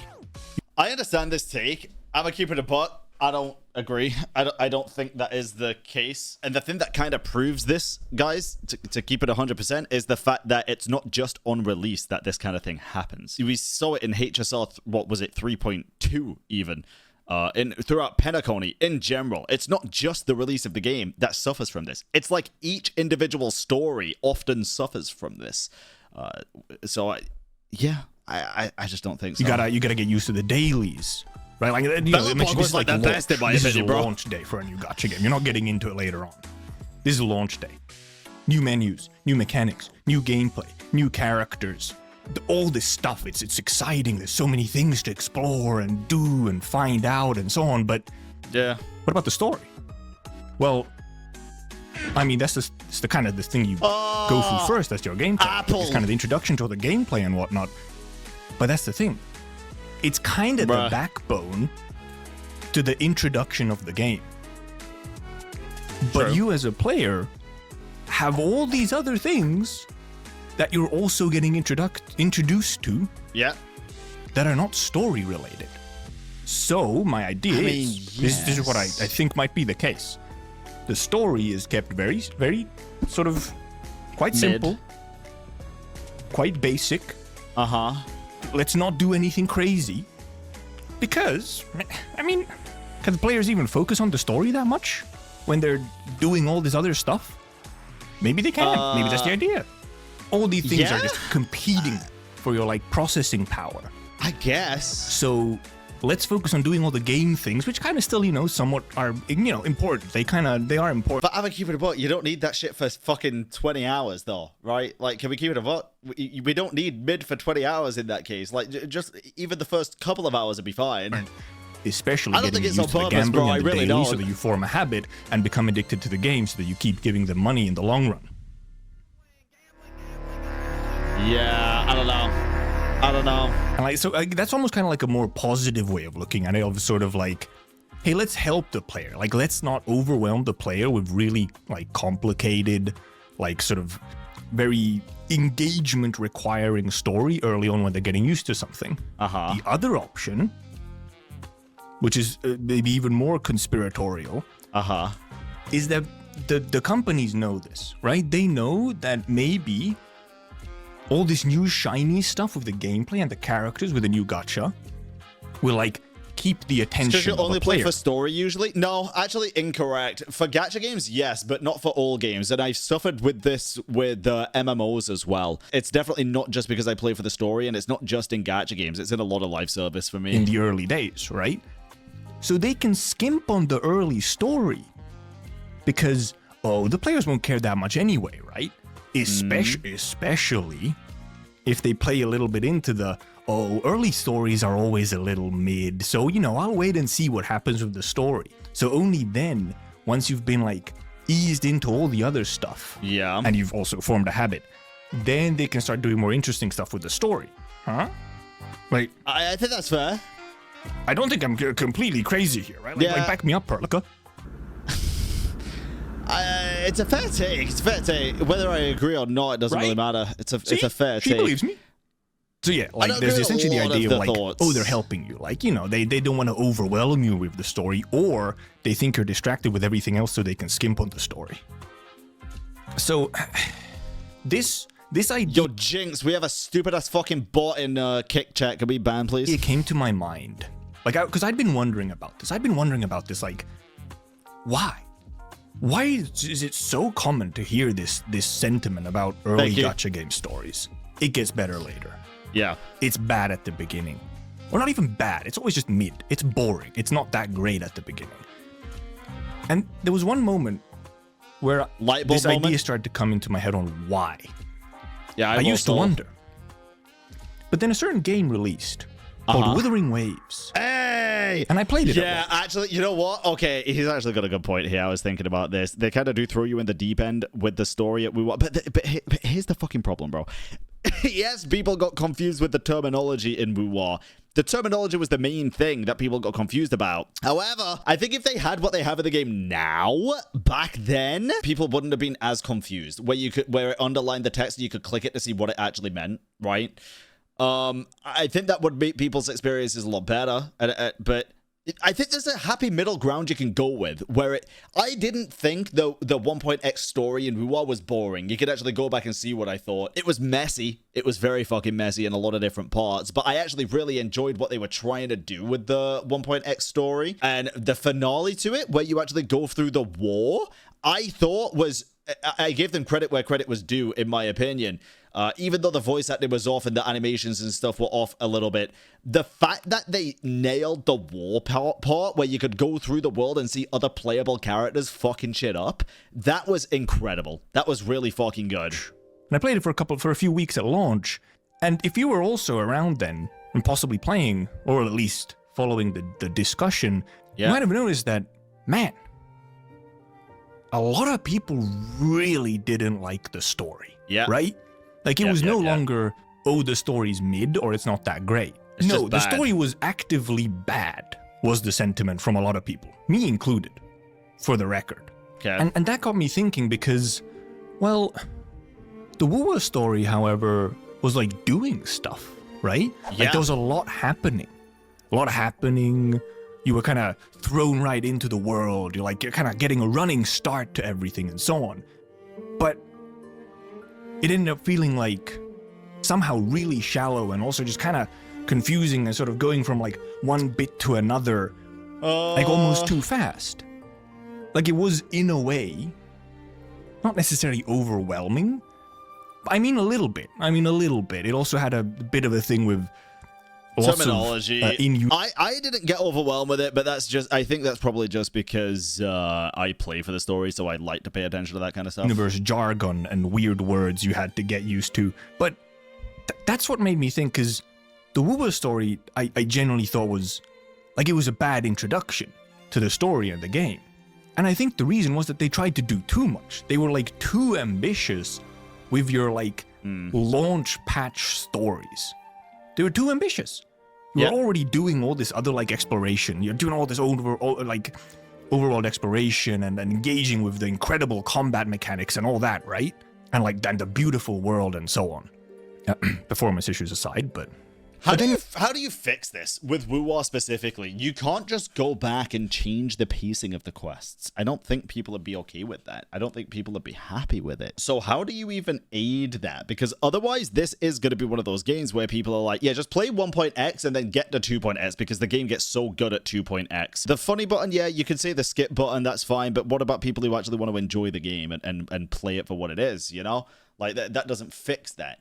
Just let it be. But again, it's not a fix. Is it just unfixable, I guess? When you're doing the story, first of all, you're kind of encouraged to do the story, like, right as it's available. True. Right? Like, you're encouraged to kind of go through it, like, right as it's available. Which then causes this weird thing where in, like, one patch, in, like, launch patch story, way too much happens. I think this is a tainted point of view. I think people are expected to do...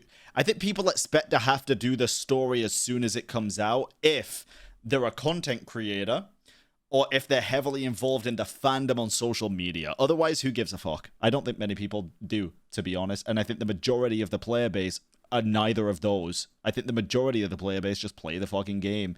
I don't think a lot of the player base are actually online as much as people think. And a bunch of characters honest. seem very shallow, and like things just develop way too quickly. And I think the story, in theory, I think the story of like the launch story of Wuwa could work in a different medium. But when it's attached, I mean, with some adjustments, but when it's attached to a gacha game with all these other things that you're doing as well, well, then... I mean, if they lock materials behind story content, then it's a near must. To do day one, I disagree. I'll keep it a buck. I do. I just disagree. I mean, you can pull the character, and then that quest remains in the game forever, right? If they're locking the stuff behind actual main story content, why do people feel the necessity to do it day one, frame one of it dropping? Like, I just don't get it, bro. Like, even if it was just for the whole patch, you have the whole patch to do it. You have 6 weeks, 3 weeks if it's half a patch. Like, people don't need to do everything frame one. That is FOMO, and that is succumbing to FOMO, for sure. And again, I get it for the people that want to avoid spoilers and that do it for work and stuff. Absolutely. But for the people that are literally just like sitting in their fucking bedroom playing games and going to school and shit, and their friends don't even play the games, bro, these people don't need to be doing it fucking frame one of it dropping. They just don't. You do almost start getting a little overwhelmed. It feels like too much is happening because it's not just... Yeah, but I can't play the character I just potentially spent money on because they require mats from the main quest.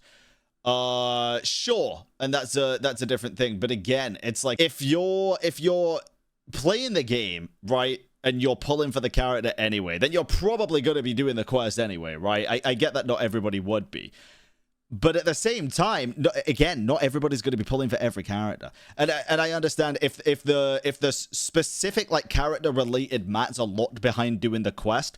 I think that fucking sucks. First and foremost, let me just make that very, very clear. But again, I just don't think there should be that much of a urgency to finish the quest fucking frame one. I just don't like. Take your time with it, bro. Just enjoy it. If you're not feeling doing it, then just don't fucking do it. The story stuff that's happening. It's all the other stuff in the game as well. All the game around the story is happening as well and is new to you. So like you almost like you don't have breaks. You don't have time to like think about the story and like let it sit a little bit, even though lots of things are happening. So it just kind of boop, boop, boop, like it just things just happen and you're kind of just like along for the ride. Yeah. And you're not really sure, like it's just not very engaging. Like you're not engaged to the story despite all this stuff happening. And this is what made me believe that maybe the early game stories are mid on purpose. The amount of value that you get from trying to put a super engaging, highly developed... I think I just don't want to believe that. ...story early on into a gacha game. Keep it a buck. Is like, a lot of the time, not worth it. And that's why it's so common. That early story is real basic and doesn't like do anything crazy or subvert your expectations in any crazy way because there's not necessarily a need to. Though it would be really nice if they could find some way to balance this shit. Just a middle ground, bro. But so far, I mean, I haven't really seen an exception to the rule. But like, what do you think, Shining? Jesus Christ. Not again. She agrees. I didn't hear an agreement. It's not an echo chamber, I swear. They both independently came to the same conclusions. Yeah, okay, bro. I don't believe it. But hey, what do you think? What do you think? I don't know what I fucking think, Does this make bro. some sense? Do you agree? Or maybe you believe that the early game stories aren't mid. No, they That are. would be crazy. I mean, you do you. I don't believe it, but hey. But I mean, that's like the short of it. I don't know how short it actually was. I've been recording for like a little bit. I'm not sure how short it was. But that's the short of it. That's my idea. That's what I've been like silently cooking, slowly simmering in my brain. Right, so that's like part one of the thesis, okay? So and then part two goes like, wait, no, where are you Cut going? him off, bro. Cut him off. Okay. I'm back to the video. That's Glitter, everybody. Recording from his white padded room in a mental asylum. Kidding aside, I do agree with this theory as to why most early gacha game stories are mid. But hey, I would love to... Wait, the song in the back, bro. Oh my god, I've never heard this version. ...hear your thoughts on the matter as well. So just comment down below if you have something to add to that theory or possibly a counter-argument. That being said, please do subscribe to the man. I've linked his channel down below, so feel free to check him out. No, don't forget to subscribe to me as well if you've liked what you've seen so far. And me, Well, guys, let's and keep me. the ball rolling. The Hell things yeah. I mentioned earlier are honestly what makes them really good, attracting Honkai Impact third thousands, menu if not theme. millions of players daily. Oh, but it gets even better from here. Honkai Okay. Impact 3rd is a game that I have repeatedly confessed to not playing because no matter Captain's how on I deck. look at it, no matter how I perceive it, I cannot get into it. I do not see Fair. myself enjoying this game. I do not see myself playing this game. It is truly regrettable on my end. Yeah, Although I feel that's like fine I'm though. not qualified to talk about it, I will recommend it for its story alone. Honkai Impact 3rd has one of the most convoluted stories out there. Yeah, it's it does. very hard to try and keep track of it, but it has a really good fucking story. It's a story about friendship, about betrayal, I think about for the early living with game- the consequences For the early game, it's pretty easy to keep track, actually. of your own actions, about dealing with things that are out of your control, about gods, about eras, about time loops. Yeah. It's a lot. And I loved it. Kiana It's is very in good. a good place right now. The game, as I've heard Yeah, from I know friends the overarching story of Honkai Impact 3rd, even if I never finished it, and man. who have played it, is not free-to-play Crazy. friendly anymore. It used to be. Nowadays, swiping is necessary, but going through the story is free-to-play friendly. Beyond Fair. that, you're just gonna have to swipe. Yeah, bro, going through the story is fucking free-to-play friendly because you don't even play your own pulled characters. They're all fucking story characters every time. The gameplay as well is very good, although I'm not a fan of it. But I still recommend it because you, dear viewer, might like it. The story Hell is yeah. what sold me for the most part. Despite its flashy appearance, the game does delve into some heartbreaking tones that for the most part is really touching. Oh my in god, bro, experience. regression. So yeah, Honkai Impact is a gacha game that you should try out for the story alone. So let's keep the ball rolling. There is one game that I have had a hard time grasping with.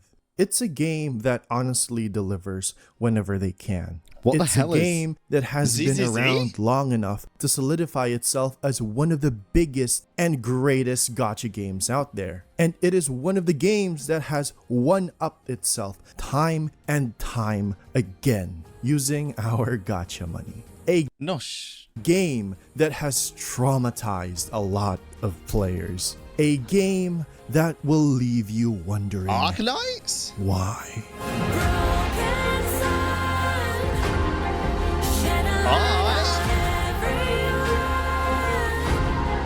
It's that good, huh?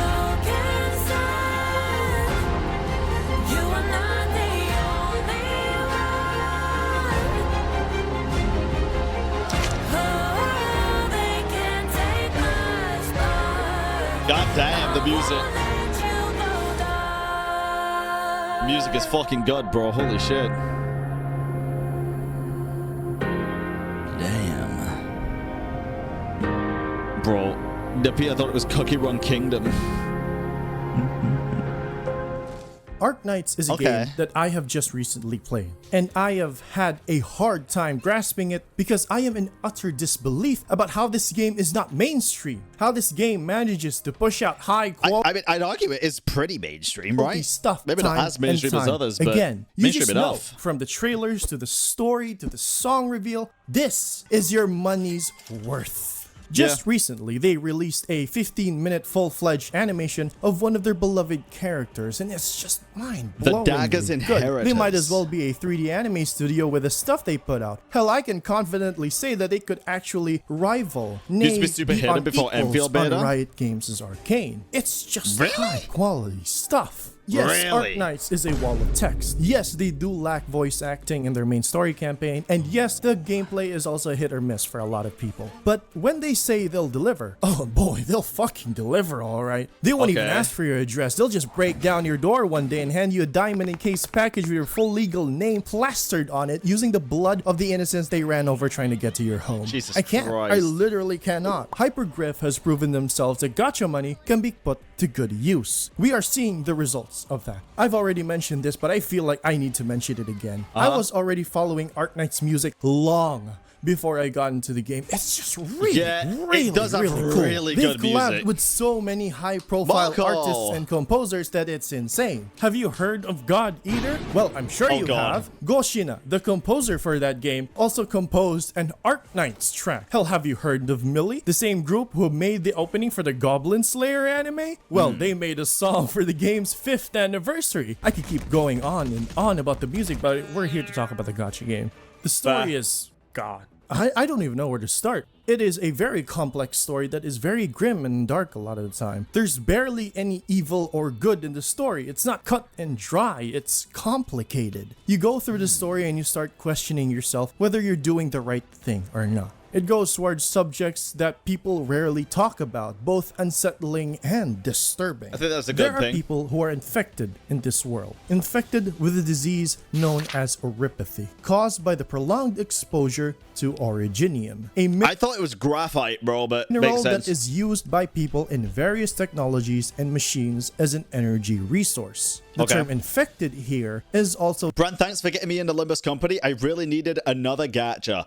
I feel like this is a cry for help. used as a derogatory term. Infected people are discriminated against and used as tools for hatred or as scapegoats or as test subjects for inhumane experiments. another test but then it subject. doesn't stop at that because people in the story want something to hate, something to blame because a lot of Yeah. their lives are miserable. The character designs in this game look really fucking cool. From countless wars to natural disasters to just people fucking with space rocks for Nice. some goddamn reason. It's not a great place to live in, but it's not fair. all that miserable. Countries like Kerag and Minos have been helping infected people live normal lives. We saw but a video before about the world building of this game, and it looks insane. So I don't argue with the fact that it's probably an insanely good story, there is a dude. degree of minimal honest. discrimination, although usually in places of power. The only place that truly accepts the infected without discrimination is Rhodes Island, the pharmaceutical company that we are a part of. But even then, it comes with its own set of problems because although we You're are Nevermore, there thank you. to help everyone, the infected and the non-infected, suspicion and distrust always arises due to our operators being mostly infected. And it also Understandable. doesn't help that some of our operators are sarcas, and some people are very racist towards sarcas. It's never easy. Helping people is never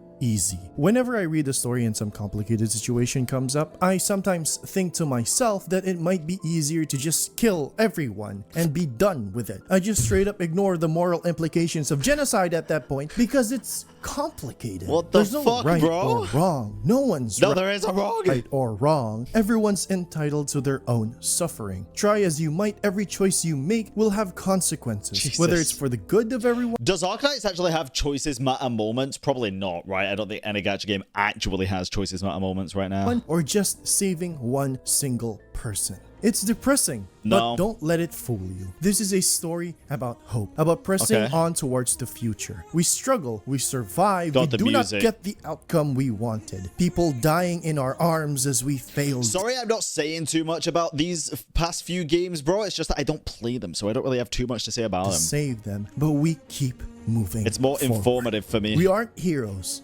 but we'll help anyone we can to the best of our ability. We live with the consequences of our own actions, whether we remember doing them or not. Yeah. Okay, this is getting a bit too lengthy with me talking about the story of Arknights, so what I'm gonna do Fair. is talk about it even more. No! You see, there's a certain event in Arknights that I have just recently finished. Wait, massive spoilers for Arknight. Oh, I actually will skip then to 122 because I might end up playing it at some point. We'll skip.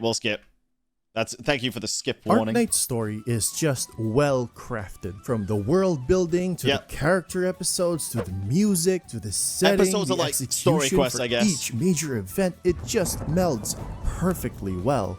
But Arknights does have a problem that would be a turn off for a lot of people, Ooh. and I've already mentioned it a couple of times in combat. passing.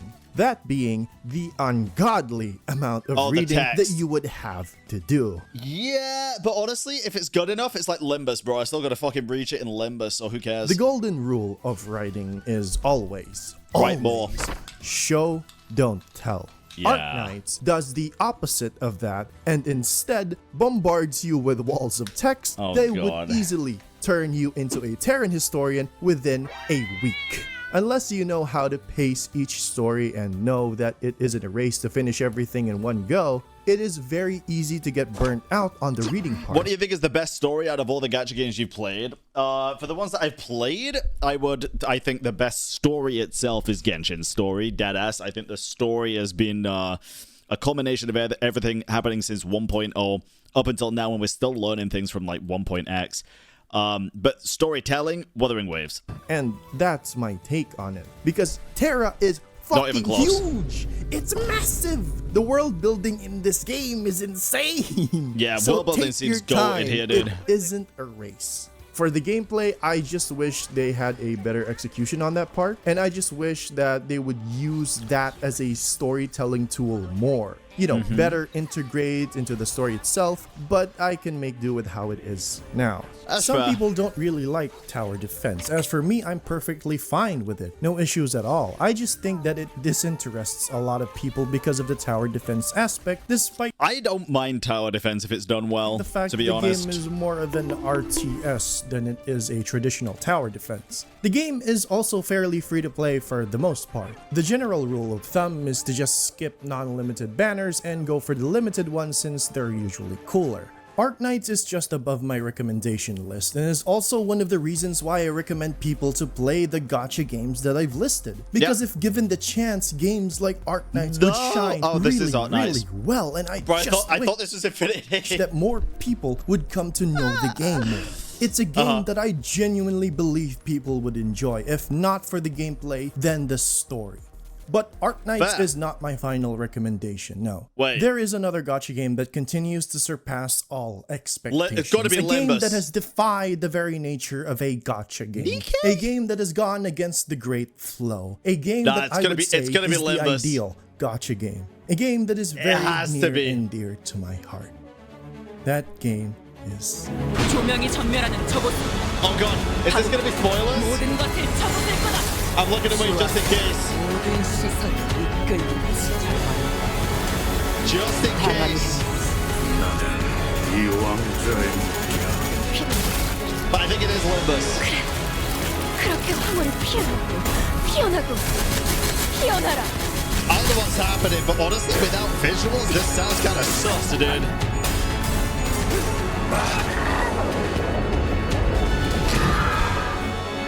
Are we good? No, there's no voice yet.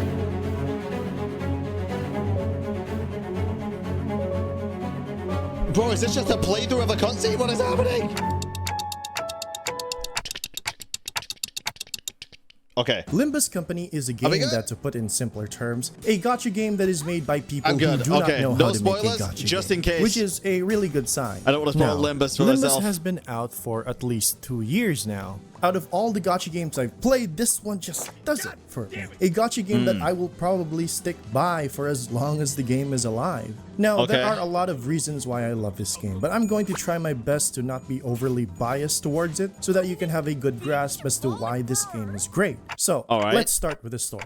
The story is Inferno. really good because it mostly focuses on 13 characters. 15 if you want to count Virgilius and Karen, but I yeah. do. The thing is, gacha games tend to focus on a lot of characters because How come these you don't count games Karen, usually bro? want to try and push out a lot of them to keep the game interesting for a lot of people. The problem with this is that due to the fact that there are a lot of characters, they're usually underutilized in the majority of story content. Some of True. them will probably make a cinematic entrance in one chapter and then disappear for like 10 of them and only Yeah. appear as a cameo or maybe I in feel, a I feel like this is a pretty big problem. The characters in a lot of gacha games feel like they only partake in the story when they're trying to be sold. side story that doesn't focus on Even for reruns, actually. Holy them. fuck. It's frustrating Yep. because for the most part, I want to be able to connect with a character and know their depth as a person. Yup. But we only really see the surface of each of them. For example, ZZZ. I love Sunless Zone Zero, but I don't really have a character that I can feel attached to other than the main characters, Bell and Wise, because there just isn't really enough time to get to know these characters better. Sure, there fair. are companion trust events that try to supplement that, but they're very short and unfulfilling. It's not intimate, and I can't feel attached to them. Limbus does this differently. You see, these 13 characters are people that They're will always stick with involved. you no matter what, because they they have a contract to fulfill. Yup. So they're with you on this journey every step of the way, with each major story chapter or kanto focused on each individual character. But I it like that. doesn't stop there. There will be moments during these chapters that each individual character will have something to express. You'll learn more about them, about who they are, about what their worries are, about what their aspirations Yeah, are, it about took me a sec to realize that each canto is like a story for a specific sinner, which I do like. I think that's a good way to do it. Their fears and doubts. Each character chapter will have them face their greatest enemy. Themselves. And then you Apples. think, how will this major event change them? What kind of person will they be after the things that they've been through? You fear that your relationship with them won't stay the same because you'll be afraid of what comes after. About whether they'll change for the better or for worse. Because they'll change. Everyone will. Yeah. And that's what makes it really, really good. It's personal. You're not here to save the world and beat God himself with a band of misfits. No. You're here for them and the stories that they tell. And those stories are loosely based off of the books these characters are referenced from. Audis from the Odyssey, Merceau from Le Tonge, Don Quixote Gregor from Don Quixote. Metamorphosis. It's just peak.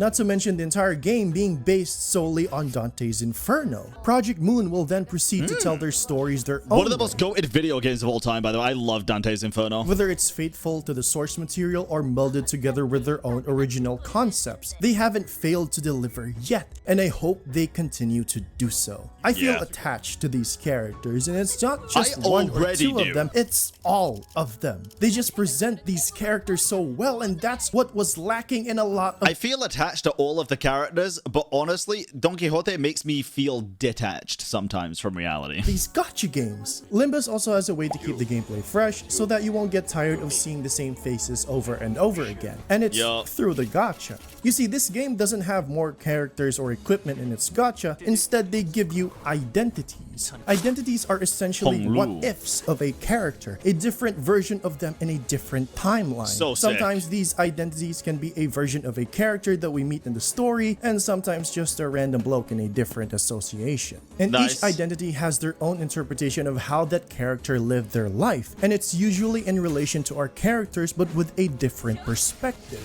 Not to mention a bit of spoilers here. Okay, then I am 100%... Wait. It's asking me to skip 5 seconds. I don't want to see Kanto 6 spoilers. And the gameplay as well is very much integrated into the Like story. 5 seconds. Most games I know usually don't care about canonizing or utilizing gameplay elements as a storytelling tool, but Limbus, well... Limbus does. 5 seconds of spoilers, true. The 5 seconds was a major spoiler. You know what? Yeah, Let's that's kind of refer crazy. to this Venn diagram. Now you're probably asking, Cypher, that's not a Venn diagram, that's a circle. Exactly.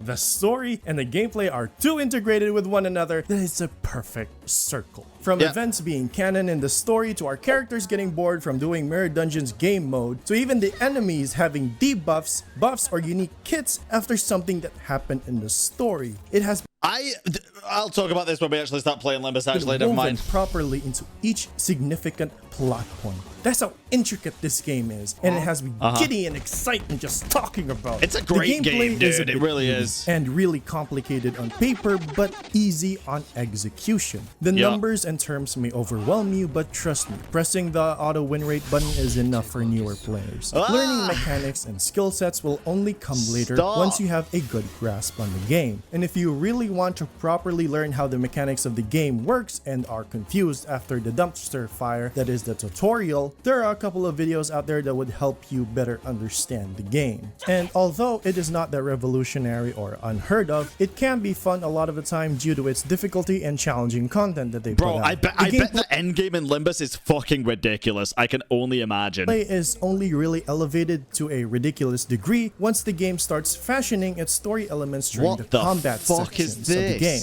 It's wild that the Gacha fashioning its I guess this is kind of spoilers. Mephistopheles turns into a fucking boat, maybe? What? with so much care put into every aspect of the game. And what makes it even better is that the devs don't only care about the game but player experience as well. Now, what I mean by this is that Limbus is very free-to-play friendly. But there's another thing that honestly just makes me want to spend more money on the game, and it is through the battle pass. A lot of people feel that. Limbus's pass is very special because once you max it out, it gives you yellow boxes. And these yellow boxes can be used to exchange for gacha items. Now, you're probably wondering which items you can get from this method alone, because by this point you're probably thinking the way a gacha player thinks, that it's limited to some starter stuff or just some good freebies that'll help you for the first few weeks of playing the game. Is it a free And I 5-star? wouldn't fault you for thinking that way, since most gacha companies monetize the shit out of everything. But in this case, well, you're wrong. You can exchange for nearly everything. And no, I'm not joking. Oh, there's a new ID upcoming this week? Oh, let me just shard it real quick. It's that fucking easy. And I rarely pull on the gacha anymore. Of course, it's not always instantly. Seasonal gacha stuff have a 1 week period where they are unshardable, but even then, it's 1 week. It's 1 goddamn week. That's still good, and I can wait. Any reasonable person can wait 1 week. The only exceptions are the last season gacha stuff and Walpurgis limited banners. And even then, you will be able to shard them eventually, so long as... Walpurgis has been pretty fun so far. I mean, I feel like I got pretty lucky with the Rhodian, the Rhodian thing that I got right. You stick around and wait. Previous season gacha items will be shardable on the next season, and Walpurgis limited banners will be shardable on the next iteration of the banner. It's nice. Fucking wild. Now, you might think that they put a limit on the yellow boxes that you can get, and you're not wrong. You can only get 1 for each level of the free pass and get an additional 2 for the paid version. Now, at that point, it wouldn't count it as free to play since real life money is involved, but I wouldn't even be bothered by that purchase since it costs a whooping $10 for me. Money that I am readily able to give since the game gives me such a good experience, and I want to be able to... That is a great battle pass, like return on investment, basically. Or the developers that way. The pass then only expires once a new season comes out, and the length between seasons is what 4 to 6 months. It's fucking great. I don't even see that as a pass. I more see it as a subscription service, the same way Final Fantasy XIV does their shit. It's ridiculous. And then there's the Mirror Dungeon game mode where you can farm for said yellow boxes infinitely. Or at least when you have enough energy, which you would have an abundance of. But Mirror Dungeon does have one downside, and that is because it is really boring and repetitive to go through. This isn't even a Limbus video, bro. He's just yapping about it. I'm playing Limbus in like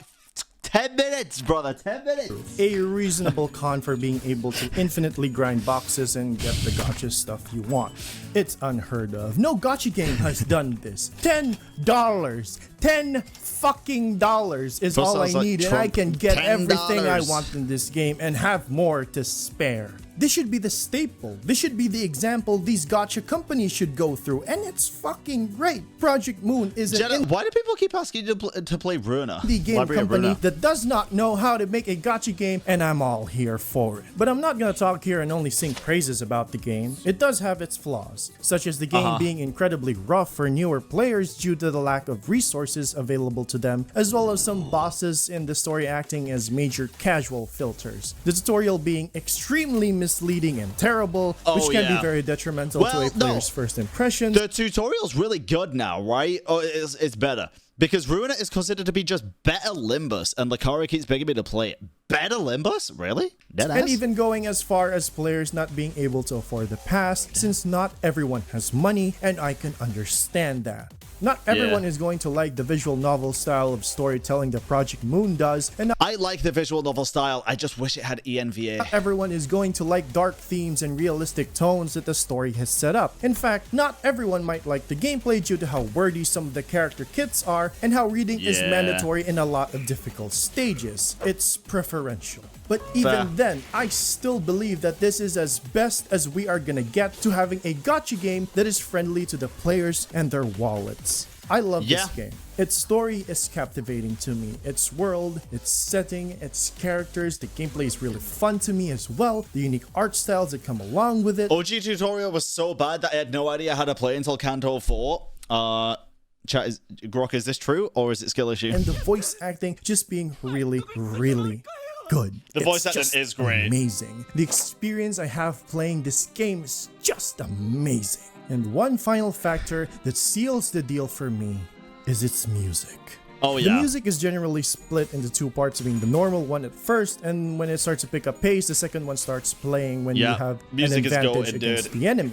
And it always elevates the feeling of being triumphant. But it just doesn't stop there. Sooner or later, a story will meet its end. Their stories won't Of course. conclude, but a chapter in their lives will. And we will witness those chapters' conclusions with our spoiler for Gendo 6 and why? So many spoilers, bro. 138, 41. There it is. 138.41. Limbus is a ridiculously good game that tries to be a gacha game and fails miserably. But Limbus isn't the only one. Every game that I have listed here have their own way of presenting themselves. Most of the gacha games that I have listed have criminally underrated stories, and that's a cold, hard fact that I am not quick to relinquish. Yeah, but they are that's still very fair. being held back because they are gacha games. The Yeah. infamy of gacha, the rancid reputation of a gacha game, Limbus being an honorary subscription-based live service game, and how Maybe I should get the battle pass for Limbus. Thoughts? people overlook them because of it. It's rough because these games are literally better than most AAA or indie games out there. And that's Yeah. a bold fucking claim from me. It is unfortunate.